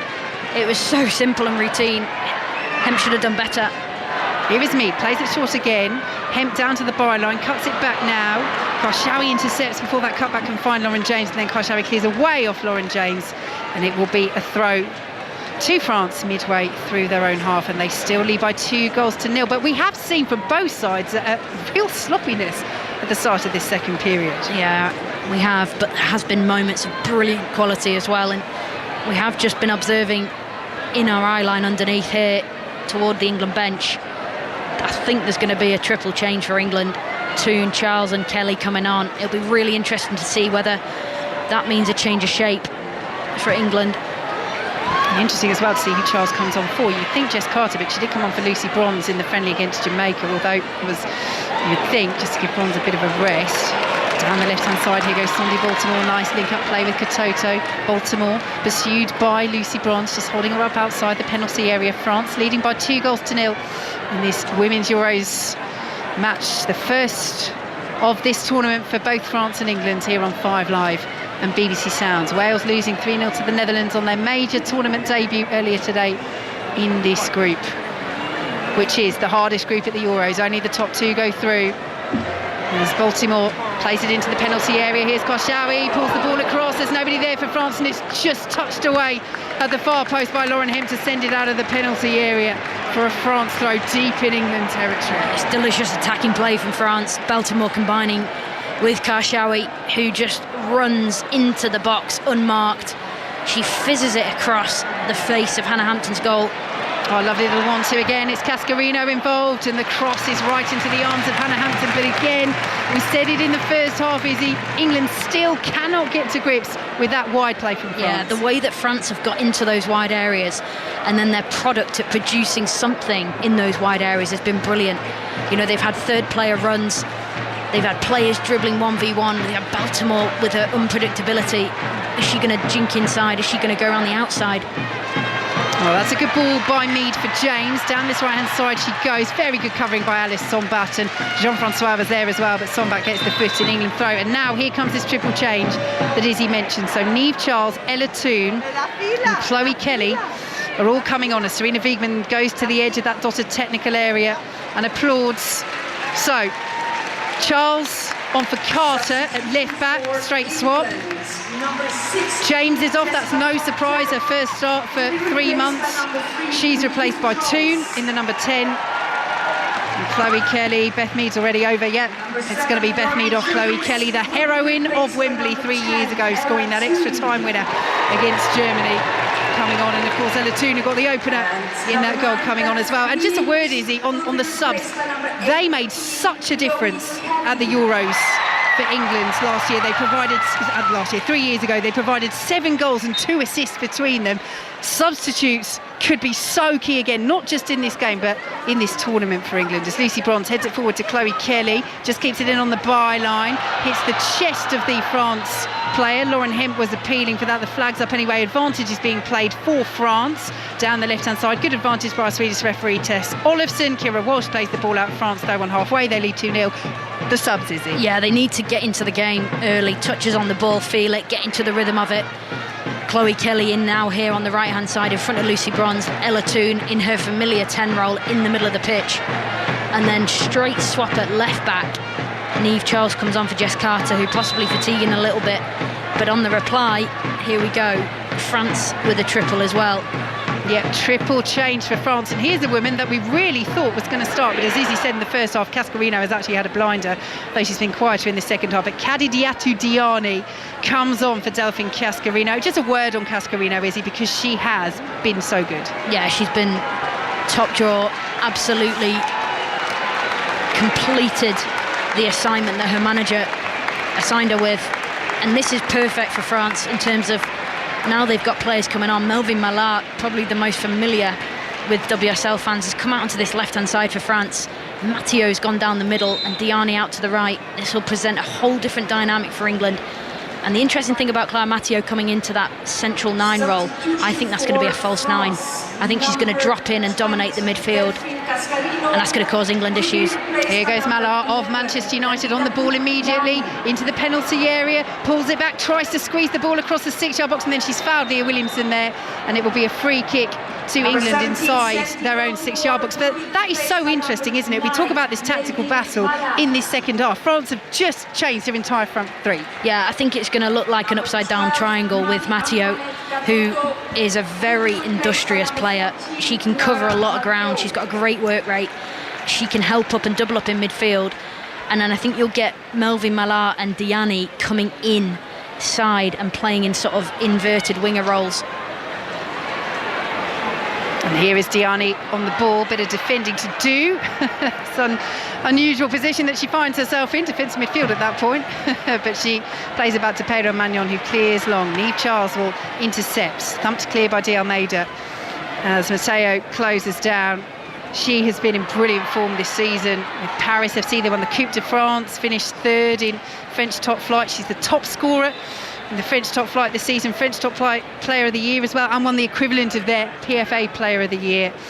And when you consider the attacking prowess that these players have come on for, the likes of Baltimore, who we're seeing just sitting down there in the dugout now, Katoto, Cascarino, I mean, it's an embarrassment of riches up front for the French. And the interesting thing as well with Bonadi's changes there, they're all positive changes.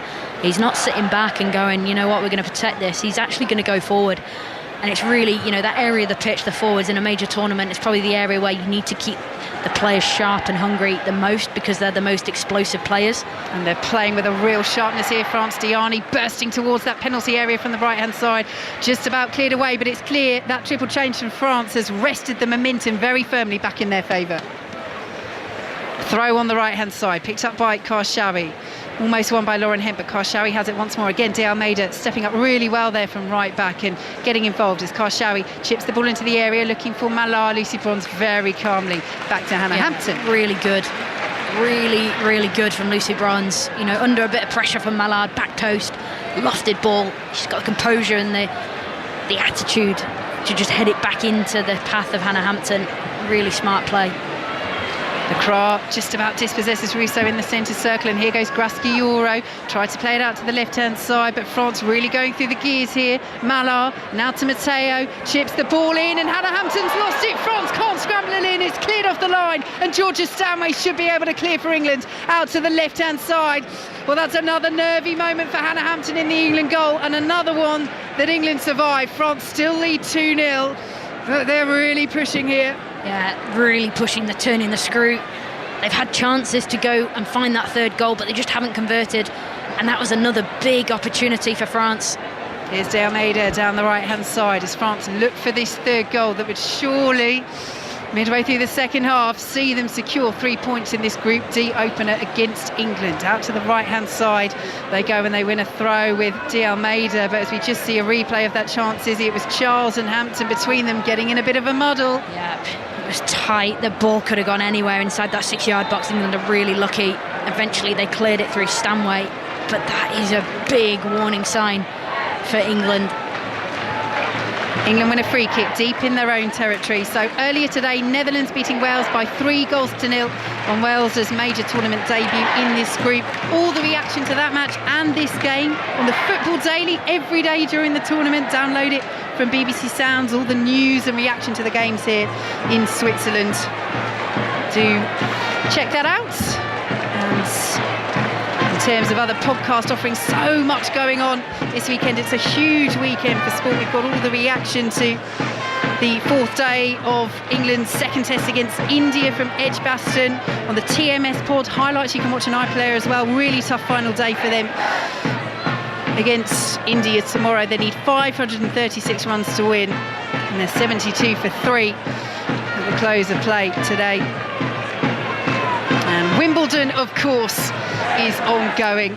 Do join us. 12 o'clock coverage starts on 5 Live tomorrow. Novak Djokovic, one of those, making it through to the 4th round today. As Lucy Bronze picks up the ball on this right-hand side. Here is Chloe Kelly. England trailing by 2-0 midway through this second half, and that's a poor ball. Mateo, though, won't latch onto it. And it's collected by Alex Greenwood and in field to Leah Williamson. And I'm just starting to think, we've spoken about how well England did in their friendly against Jamaica, but I think we all knew they've been inconsistent in big games this year in the Nations League, and France have been the better side so far. England need to find a way, tactically and individually out there, to provide some sort of response as Lauren Hemp outside the penalty area plays it back to Kira Walsh, and now out to this right-hand side, and Leah Williamson. Lucy Bronze picks it up forward now to Chloe Kelly, but again the navy blue shirts of France are well marshalled. They're working hard. They have been very, very impressive this evening, and their manager Laurent Bonnadet facing scrutiny over the question not to include Wendy Renard. Then the late news yesterday that Gudrun Bock, the captain, playing at centre half where Renard had she been in the squad and starting, would have been playing as well. Was injured, has a calf injury, was facing a lot of scrutiny, even though they've been in great form this year. So far, his side have answered all those questions, and as they prepare to defend this England throw deep in France territory, it's the same old questions that we have with England, really, isn't it? Yeah, and I just think super credit needs to go to France for the way they've set up here. As Russo sets it up for Kira Walsh, but her ball into the area, it's charged down by Karshawi. Really brave challenge by Williamson, who clears it forward and has injured herself in that challenge as well. Karshawi's gone down too, so the referee has stopped play, and both sets of medical staff are on. Williamson, good to see, is already up to her feet, and Karshawi is still down on the pitch, and an opportunity for the players here to take a bit of refreshment as the medical staff of France come on and prepare to treat Karshawi. I mean, it's a thumping tackle by Leah Williamson, and her face has just been caught on the follow through. But what a challenge, what a tackle that was. Yeah, it's actually Karshawi on Leah Williamson, the sliding in, super aggressive, captain on captain, going at it full throttle, with the tackle, with the duel, going for that loose ball, and both of them have just ended up on the floor receiving treatment from their respective medical teams. But that is an epitome of the way that France have approached this game, and if the result does stay like this, it doesn't mean that France have completed football, and it doesn't mean that England, the world's going to end. It's just the first group game, and I think that France so far in this game have just looked more intense, more aggressive, and they've had those moments of quality, and England have been at times a little unlucky, but I think true reflection is they've just not been good enough yet. Karshawi's up to her feet, and the fans around the Stadion Letzigrund here in Zurich applaud that. Williamson just being patched up as well. That right knee, the thigh just above the knee, getting some strapping. She was up to her feet, as we say, very quickly, but just a little bit more treatment. But you're right, Izzy, it is just the opening group game. But this group is so difficult. Next up for England are the Netherlands, former European champions in 2017, of course under Serena Wiegman, and then they play Wales, another home nation. Wales on their major tournament debut, and facing another home nation is never easy, and again with only the top two going through. We knew before this tournament if Wales could spring a surprise, it would have been absolutely, and could still be, one of the most wonderful stories in the history of Welsh sport, were they to get out of this really difficult group.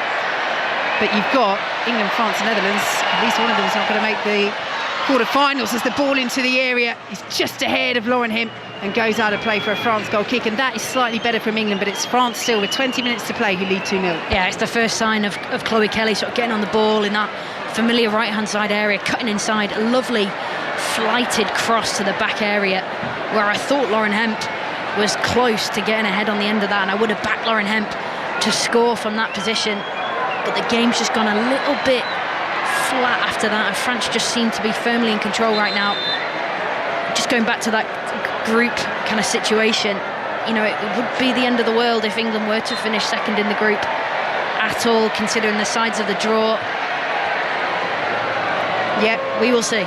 In the quarter-finals, for whoever gets through, they will face the winners or runners-up, depending on where they finish in this group, from Group C, which is Germany, Sweden, Denmark and Poland. So far, Germany and Sweden with the victories in that group. Germany, of course, the side that England beat 3 years ago in the final, the record European champions. Sweden, the side that England thumped in the semi-finals, but they are a quality side, Sweden.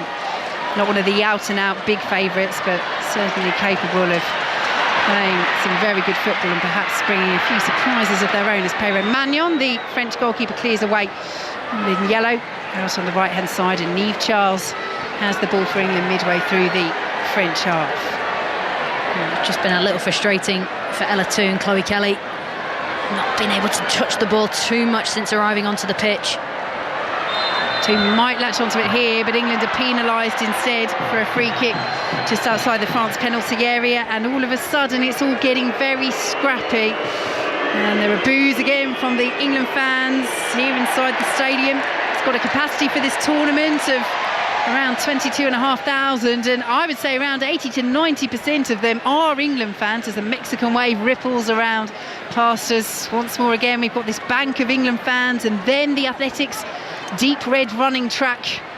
And then the pitch on which England are trying to turn this game around. 18 minutes plus added time to play in this second half, and it's France with those 2 first half goals that still lead by a goal to nil. 6:06 coming up after this. Get your calls in now. Lines are open. 08085 909 693 to talk about this game as Karshawi into the penalty area, pulls the ball across on the byline. Diani traps it over on the far side, and the ball is out of play for a goal kick to England. It just looks like on England's bench there's been a little word with Grace Clinton, and there's a little bit of activity. I guess she might be entering the pitch soon as well. Here come England down this left-hand side. Lauren Hemp's in possession. Grasky-Oro makes the challenge. Whistle doesn't go that time. Hemp doesn't appeal. Charles wins it, tries to play it to Hemp once more. Cleared away by Lecras. And now forward to Guilloro. France's turn to try and get a bit of space going forward. Leading by 2-0 here on 5 Live and BBC Sounds. Out to the right-hand side. They play it now, and Matteo, top scorer in the French top flight this season, and won the individual awards as well. She's had a great campaign and she's done well down the right-hand side here. Charles Stooping will head the ball away. Only as far as Grasky-Oro on her 100th appearance for France. The same number that Alex Greenwood has reached for England this evening. But it's France who have had the better evening overall. They lead by 2-0 in this Women's Euro Group D opener for these sides. Down the left-hand side now come France with Selma Basher. Forwards she goes to Sakina Karshawi. And back to Jean-Francois. Out to the left once more. The Mexican wave ripples past our commentary position once again. Here is Melvin Mallard of Manchester United. Good foot in down that central position just outside the D. And it will be collected by Leah Williamson, Izzy Christensen. Just looking to just sort of feed the midfield. They just look a little bit out of ideas, do England. Here goes Mallard. What ideas do France have in this attack? Pull back to Selma Basher, left-hand side. And now Karshawi, as France happy to move it around, trying to pick those passes and pick the lock of this white-shirted England back line. Here is Basher, goes one way, then the other. Down the line she goes. Strong challenge by Latoon, and the yellow card is out very quickly for that challenge. Basher stayed down. Toon's in the book. Just remind us what you said about Selma Basher. She's playing the game. She's playing the game right now. She knows what she's doing, and it is aggressive for Latoon. It is a foul. She's been yellow carded as a result, but Selma Basher has certainly, felt that. To be fair, okay, I'll give her that one. Felt the force of that. She landed a little bit awkwardly. And Grace Clinton looks like she's coming on. I wonder if it'll be Georgia Stanway, perhaps. Don't make it now, though, hopefully. Defend the set piece first. Yeah, it's going to be the 4th change of the night, having made a triple change earlier for England. That's another talking point for 6:06. Grace Clinton. Of course, everyone delighted to see Lauren James starting, but in that number 10, did they need a little bit more physicality in midfield? Could Clinton have provided that? Does Wiegman trust her enough at these major tournaments? 08085 909 693. As Basher delivers this free kick, left-footed, cleared away by England. It will fall to De Almeida. Very intelligent layoff. Orion Jean-Francois sends it towards goal, and it's just about hat clear by England inside their own 6-yard box. De Almeida sends the ball back in again. France are queuing up here, and the header eventually is wide on the edge of the 6-yard box by Diani. Another let-off for England. France still lead 2-0. Yeah, it's just every time France get in and around the box, they look like they're going to score. And that header there, like you say, from Diani back across goal. And it is Georgia Stanway that's come off for England over on that far side. Clinton comes on. Really intrigued to see how she fares up against this physical French midfield. And like you say there, if I was picking the team, I definitely would have had Grace Clinton in from the start. We know the talent of Lauren James, and I would have had it the other way. Start Clinton, bring Lauren James on to make an impact. It's a major tournament debut. It is just her 12th cap as the ball goes out of play for an England throw midway through their own half on this right-hand side. And that is one of the things that is sometimes the question asked of Sarina Wiegman. Does she give these squad players enough of a chance in games so that you're not getting to a major tournament and thinking, well, maybe I'd like to start her, but she doesn't really have the experience. Look, we don't know if that was the decision that Sarina Wiegman made. We have said Lauren James has been really bright in the number 10 role when she's got on the pitch. It is her best role for England. We had that discussion at the World Cup. But overall, this tactically hasn't worked against France. So we're coming forward with Matteo, left-hand side of the penalty area. Williamson gets the foot in, clears up towards halfway.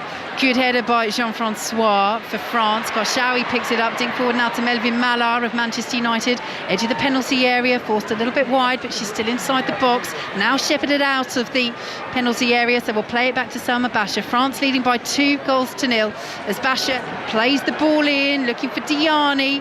Hemp stooping, will chest it down. The France fans are screaming behind the goal and way to our left for a handball, but nobody else on the pitch appealed for it. I think it definitely hit Hemp's chest, and De Almeida will stop that England ball forward and break down the right-hand side. 12 minutes plus added time to play. England need to get a goal quickly, or they're going to slip to defeat in this Euros opener. They've never failed to score in a women's Euros match when they've got to the final tournament. This is their 35th game, but so far they've not been able to breach this France defence, who have been so strong defensively this year. 8 wins out of 8 in 2025. They fell apart a little bit against Brazil in their final friendly, 2-0 down after 12 minutes, but before that they had 5 clean sheets.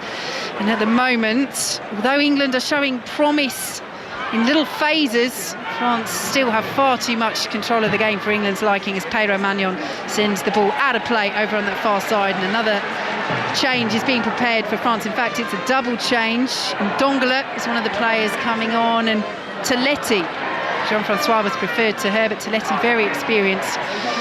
But they won't make this change yet. England in possession, and they've been penalised again. Russo's just dinked the ball, to be fair, back to where the free kick should be taken, and the referee is going to say that's fine. And now here comes this double change for France. So first player to come off is De Almeida. She's been brilliant. Yeah, she's been fantastic, really aggressive. Again, you know, played her part in the aggression of how France started this game and how they've got success against England. And then it's a skipper coming off, Karshawi, and I think she has been exceptional. She's looked so tidy on the ball. She's played with so much freedom. She's run the midfield at times, and she's passing the armband over to Toletti, who, very experienced French international, comes on, and now France have got that sort of experience on the pitch as well, just to see this game out. And Karshawi as well, it's so creditable to her as well, because for so much of her career she's been a left-sided player, either at left back or at left wing, but in recent times she has come into this central midfield role, and as you say, Izzy, I mean, she's run the show out there. You'd think she's been playing there all her life. Yeah, I like it a lot. I like what she's done.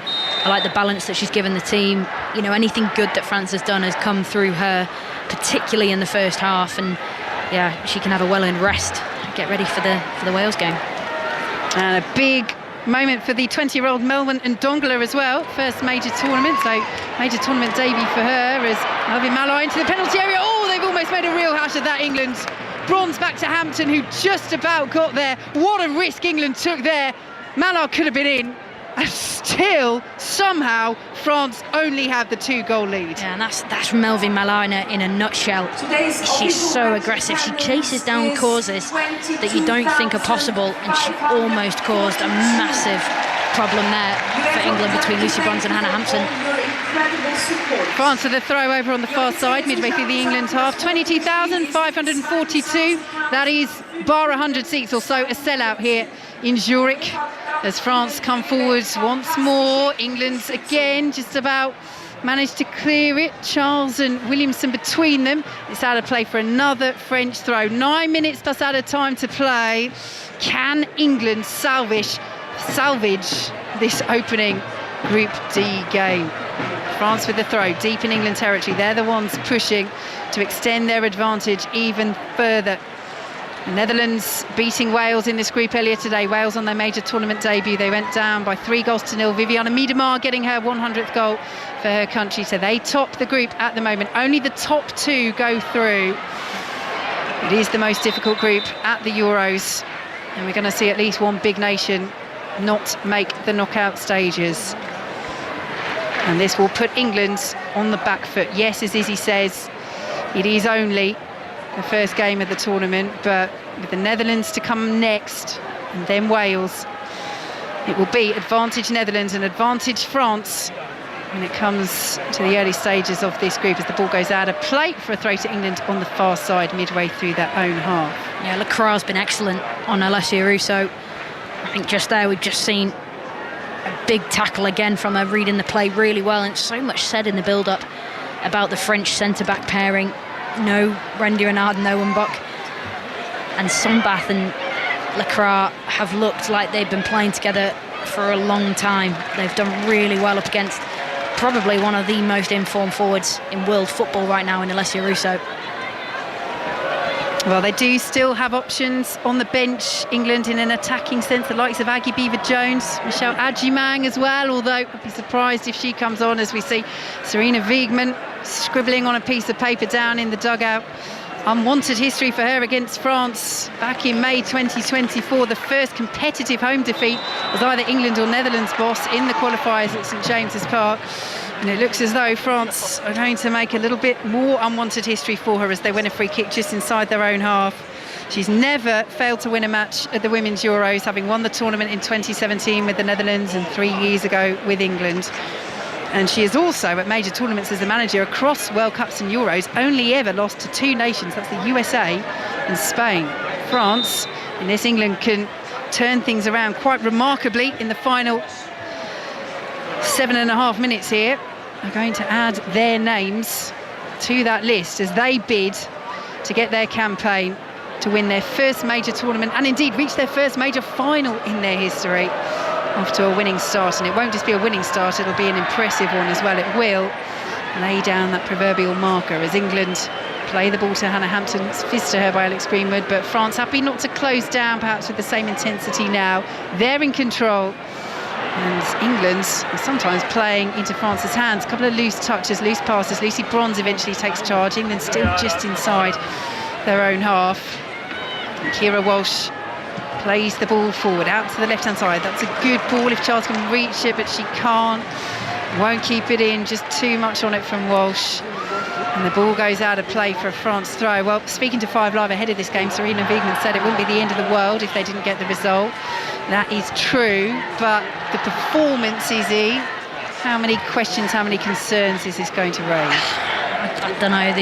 The great thing about this tournament football is that you've got another game to get it right, and they've got a very difficult task ahead. But it looks like Serena Wiegmann's having another roll at the dice with England, with Michelle Adjumang coming on. Yeah, what's the commentator's curse for substitutions? Because I just said I didn't think she'd come on, and now she's going to come on. It'll be a second cap, her major tournament debut for the 19-year-old, as England have the ball just outside the centre circle. And what an impact she made coming off the bench on her debut. 41 seconds, she scored an absolutely super goal against Belgium. That's the sort of impact that England need with 5 minutes plus added time to go. They have the ball on the left-hand side. Here's Hemp, plays it in, looking for Russo. Well, Toons there is blocked away. England pick it up inside the box once more. Toon might get another chance. Good footwork, tries to curl it in, and it's deflected behind for a corner. And suddenly the England fans around the stadium raise their voices. They're off their seats because England have given them something to get off their seats for. That was so close to one back for England. Yeah, it's good. Sharp play from Ella Toon in and around the box. The second bite at the cherry, she fizzes it, touch out of her feet, and it takes a deflection off Selma Basher. Alex Greenwood's gone off. Adjumang's come on, because there was the nod from Serena Wiegmann to make that change when England got this corner. What can she do? What can Chloe Kelly do? She's over to this near side. Both arms are raised in the air. The white shirts are at the far post. It's drifted in towards that. It's over the head of Adjumang. Diani gets there towards going in. What a hit from Kira Walsh. And England have hope in this opener against France. It's a super goal. No celebrations from Walsh. The England fans inside this stadium are celebrating though, because they believe, because Walsh has given them belief. It's England 1, France 2. Made in Rochdale. What a finish. What a finish by Kira Walsh. Touch on the edge of the box. Superb composure. She just guides it beyond Perro Magna. She gets a hand to it, tips it into the side netting. But if there is a play you want the ball to fall to in that area, off a set piece, it's Kira Walsh. She doesn't get many, but that could be a big one. Well, she only scored her first goal for England in April. She'd waited so long to get it. This one's bigger though. That was in a 5-0 win against Belgium as the flag goes up against Michelle Adjimang of England for offside, and France have a free kick. And now, with 3 minutes just added time to go, it's not over yet, Izzy, and this is where the mentality of the French, which so often is questioned at these major tournaments, is going to come into question. Yeah, they're going to be put on the back foot right now for these last couple of minutes, and then whatever's added on, and I imagine there might be a substantial amount, maybe 5 is what I would speculate we will see. But this is, like you say, exactly where the French mentality gets questioned and challenged, and they had those chances to go 3-0 up. It could be left to be rude. They play the ball forward though. Big header from Leah Williamson. England giving themselves hope. Lines open for 606 08085 909 693. Natalie Pike and Tony Duggan ready to take your calls.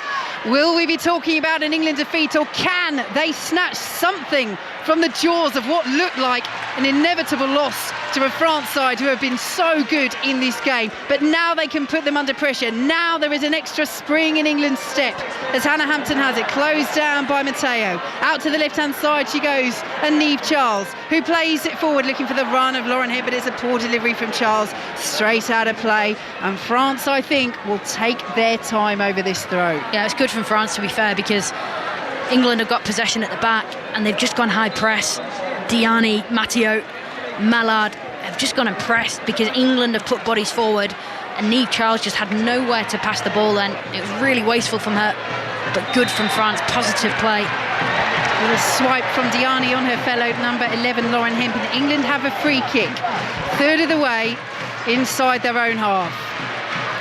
England 1, France 2 here on 5 Live and BBC Sounds as Lucy Bronze dinks the ball out to the left-hand side. Hemp wins the header, sends it forward to Adjimang. Inside the penalty area, Hemp trying to pick it up and force it through. Here's Adjimang, lays it off just outside the box. It's Grace Clinton, she's forced away. France working so hard to get the white shirts away from their penalty area, and they do so. Here's Walsh, forward to Adjimang, lays it off to the right-hand side, and England caught in 2 minds there, and Melvin Mallard might get there. No, good work by Chloe Kelly. Picks it up for England once more. Back to Lucy Bronze, who tries that crossfield pass once again. Niamh Charles is in there, headed away by France, picked up by Clinton, edge of the D, goes for the curler, little deflection, it's looped up in the area. Hem trying to get it back across, it's Adjimang, it's blocked away by Sombat.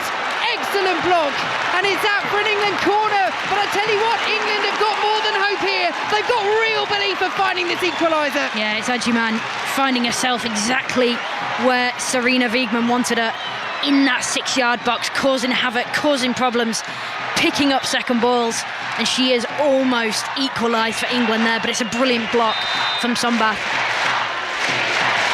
Corner to England on the far side. It's swung, looking for Lauren Hemp. It's cleared away by France. Picked up by England once more. 5 minutes at a time. We're into the now. Here's Russo. Right-hand side. The cross all bounces on the roof of the net. It was a cross. She's saying Perrin Magnon got a touch, but I don't think she did, and neither does the referee. It's behind for a France goal kick, and all of the France players in and around that immediate vicinity go and embrace Pauline Perrin Magnon, the likes of Guillaume and Basher as well, and Basher now waving the French defence up. They don't want to drop too deep, but I tell you what, Adjimang, what a difference she's made coming on in these final few minutes. Yeah, she's just looked disruptive, aggressive in and around that area. The instruction from the bench, the England bench, is just to go long, and that's the instruction from Sarina Wiegman to Lucy Bronze there, which resulted in that Adjimang chance. Perrin Magnon's just got a yellow card for time wasting from the goal kickers. France come forward, here's Diani, plays it forward to Matteo, right hand side of the penalty area, pulls the ball across, cleared away by England's goal scorer Kira Walsh, the goal that's given England hope in this game. Out to the right-hand side go France and Ndongla. Oh, that's really good work. France down to the byline. Pull back to Mallard. She's totally miscued it into her own arm. Mallard's still going. Pulls the ball across. Drives the shot in. Hampton claims it. Free kick anyway. It's all happening in the final stages here in Zurich on 5 Live and BBC Sounds. But the key figures are 3.5 minutes of added time to play. England 1, France 2. So tense. And France's answer to all of this England pressure is just to go and attack themselves. They could have scored on a number of occasions, but they haven't. And you can just see their coaching staff and that left dugout there just giving the instruction to the players just to get back, get compact. You can see there's a lot of hand waving from both managers in the technical areas. Adjimang plays it forward, as does Hemp. Hemp's ball gets a touch, and it will be a throw. Hemp takes it quickly, looking for Russo. It's cleared away by England, and forward now by Guilloro. Well anticipated by Leah Williamson, the England captain. She's almost dispossessed by Mallard. She's done brilliantly there, Williamson. That's a shade of what we saw in the Champions League final as she won that trophy with Arsenal. Out to the left-hand side, and those are the sort of performances that England need now in the closing stages. 2.5 minutes of added time to play. Can England find this equaliser here at the Women's Euros on 5 Live and BBC Sounds? Williamson, the captain, now to Lucy Bronze, edge of the centre circle, closed down by Mallard. Out to the right-hand side, and Chloe Kelly trying to trick away past Basher. Basher does well. Kelly still has it, out to Toon. Right-hand side, midway through the France half. Toon, ball towards the area, deflects off Mallard, comes to Russo. Can she get the shot away? Yes, she can. Couple of deflections, and Lecras will clear away. France have a player down inside their own D. Referee hasn't seen it yet, but she's going to stop play. And Hannah Hampton had the ball and played it over the halfway line, and you can hear the boos around the stadium. And again, Izzy, we saw this so much the other day, didn't we, in the Belgium-Italy game? You know, players going down, and you know, the referee now calling the trainers on, but she doesn't have to stop it unless it's a serious injury. No, she doesn't. It's Jean-Francois, and she's got cramp. She's receiving treatment from Sombath, her teammate. But we just watched a replay there. Russo was about to pull the trigger, and that tackle from Jean-Francois, she lunged in. It was risky, but it was impeccably timed, and she's just feeling the effects of it there. And the referee, like you say there, just did blow up when Hampton had the ball, and it just gives England the opportunity to reset, to go one more time. One more time. That might be all there's time for. We had about 90 seconds of added time to play when this stoppage happened, so you'd expect whenever we restart that we will have that same amount of time to play. And as Jean-Francois is ushered off the pitch by the French medical staff. England still believe. England still have hope. It's only the opening game of the Euros, but in this tough group, it would be so precious to pull a point from the jaws of defeat here in Zurich. Can they do it? It's a drop ball to England. Jean-Francois still off the pitch, having received treatment, so France temporarily down to 10. Williamson plays it into the penalty area. Hemp's there at the far post. Perrin Magnon comes, gets a punch on it. They've not got it away. It's off the line by Basher as it was dinked back towards goal by England. And then Ndongala picks it up and will try and prevent the throw over on that far side. But she's given it away to Charles, left-hand side. Can England fashion a final chance? Jean-Francois back on and closes down Kira Walsh. England forced all the way back to halfway. Played forward now by Williamson into the penalty area. Won't find Chloe Kelly. Headed away by Basher, and then she intercepts really well from that second ball forward. But Bronze has it. Calmly plays it forward to Chloe Kelly. Can England find this late equaliser? Bronze sends it forward. It's cleared away by Jean-Francois. Bronze wins the header. Flicks on by Clinton towards Adjimang, trying to latch onto it. Cleared away. It's Clinton who drives over the bar from the edge of the D. And France still lead by 2-1, and time is nearly up. Yeah, they could have done much more here, England, with this late surge of pressure. It's been so good. Just watching that clearance off the line from Selma Basher. Perrin Magnon just gets sucked towards the ball. She punches it. You can't quite see who it is that heads it back towards goal. But nonetheless, it's a goal line clearance from Selma Basher. And then that swiped shot over the bar from Grace Clinton. Could that be the last chance? Well, we played the minimum 5 minutes of added time, but we might have another 60 seconds or so because of that injury to Jean-Francois. France have thumped the ball downfield. It's gone out deep in English territory for an England throw. Nerves here all around the stadium in Zurich. Everywhere you look, there are a few tricolours waving away to our left, but the French fans are looking anxious. They were in control of this game for so long as they try and win it outside the England penalty area. It's hacked away by England, who've got to get it upfield if they're not to lose this opener. Cleared away by France, and it might open up here in these late stages for France to wrap it up. Really good defending by Lucy Bronze. Dispossesses Tiani. Played forward but too far ahead of Chloe Kelly. And Basher will pick it up for France. And all she needs to do is take it to the corner. That's exactly what Graschioro has told her to do. She's checked this before she gets there, but she's just shielding the ball, but she's been robbed. And England might have one last chance. It's through to Michelle Adjimang. can't quite take it in her stride, but she does retain possession. Out to the left-hand side, and Hemp really well challenged by Ndongala. Hemp's down. England still come forward with Clinton, who turns away from Diani midway through the France half. Hemp back up to her feet. Now Williamson, and there is no more time for England to find that equaliser. The final whistle goes, and France have won their opening game against England, and England become the first European champions to lose their opening match at the next edition of the Euros. They rallied late on, the Lionesses, but in the end it was too little, too late, and they slipped to defeat here in Group D to France. Izzy Christensen. Yeah, it's been an absolutely exhilarating end to that match. England just finding that goal to give them something to get their teeth into. They finished so strongly. I'm not sure there's much more they could have done based on the way they played, but listen, France, wow, first half, breathtaking football, really was. Really pragmatic, really aggressive, really quick. And where does this leave England ahead of the Netherlands with work to do? But hey, tournament football's not about peaking now.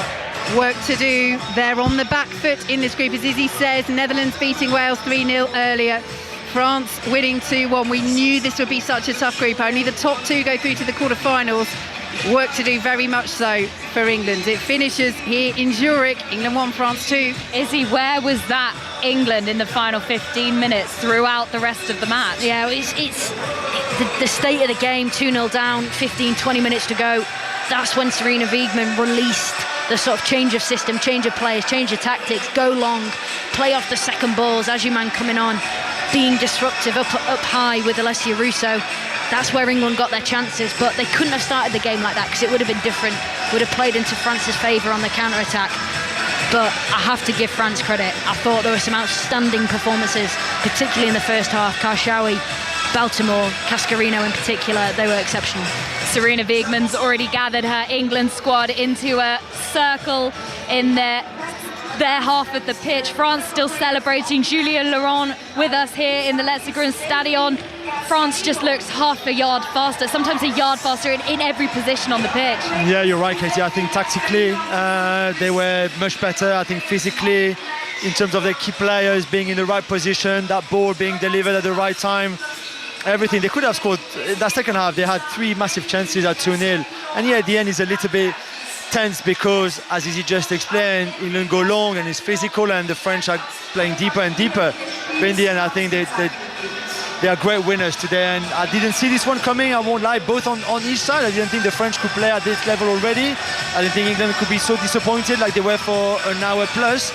But this is a great way to start for us. Hugs and smiles all round in the French camp. The fans are jumping on their feet. We've got some dressed as chefs over to our left-hand side. They've cooked up a good storm tonight, France, and that makes things interesting in Group D, Jules. But we spoke so much before about absences for France. It didn't matter tonight. No, you're right. I thought Alice Sombat, who mentioned, we highlighted her before the game for a big debut in a major tournament, to replace Mbog, and in a way to replace Wendy Renard too, was incredible at 21 years old. The way she kept Russo quiet, the partnership she had with Lacra was fantastic. And then, apart from Spain, really easy. Apart from Spain, who can hurt you out wide and centrally because they're just so good. But for the rest, the threat comes from the wings. We saw that with Germany yesterday with Bull and Brandt. And again tonight, we saw that with Cascarino and Baltimore. If you don't give Hemp the ball in the right condition, or the same for Mido, whoever, Chloe Kelly, whoever you have wide for England, you're going to be too predictable. And there's not, if Lauren James is not in a good day, the threat doesn't come from anywhere else. And in the women's game, it comes a lot from the wings. And tonight, the French wingers were just exceptional. Izzy, the England players have stepped away from that huddle. They've gone over to that right-hand side where we are sat, where loads of England fans are still staying. They are giving their supporters an applause. You cannot fault the atmosphere here tonight. Was fantastic. How much are they hurting after this result? Yeah, it's tricky because first game of the tournament, there's so much anticipation and emotion leading into the match. And then to sort of have this now, this feeling of defeat, it is literally about channeling the feeling, and the way that they finished the game, keeping that, guarding that feeling of trying to score goals and to try and play sort of exciting football. And they have to take that into the Netherlands game because that is going to be so tough. So More reaction to come with Vicky Sparks, Izzy Christensen, Julien Laurent and Neda Manua until 10:30 tonight. England losing their Euros opener. They're coming in as defending champions, but they go down 2-1 to France. 606 will take over after us at 10:30. Get your calls in now if you want to speak to Natalie Pike and Tony Duggan about this result, about Wales' loss earlier. 08085 909 693. But it just gone 10. It's time for the news on 5 Live with Joe Critcher. The Voice.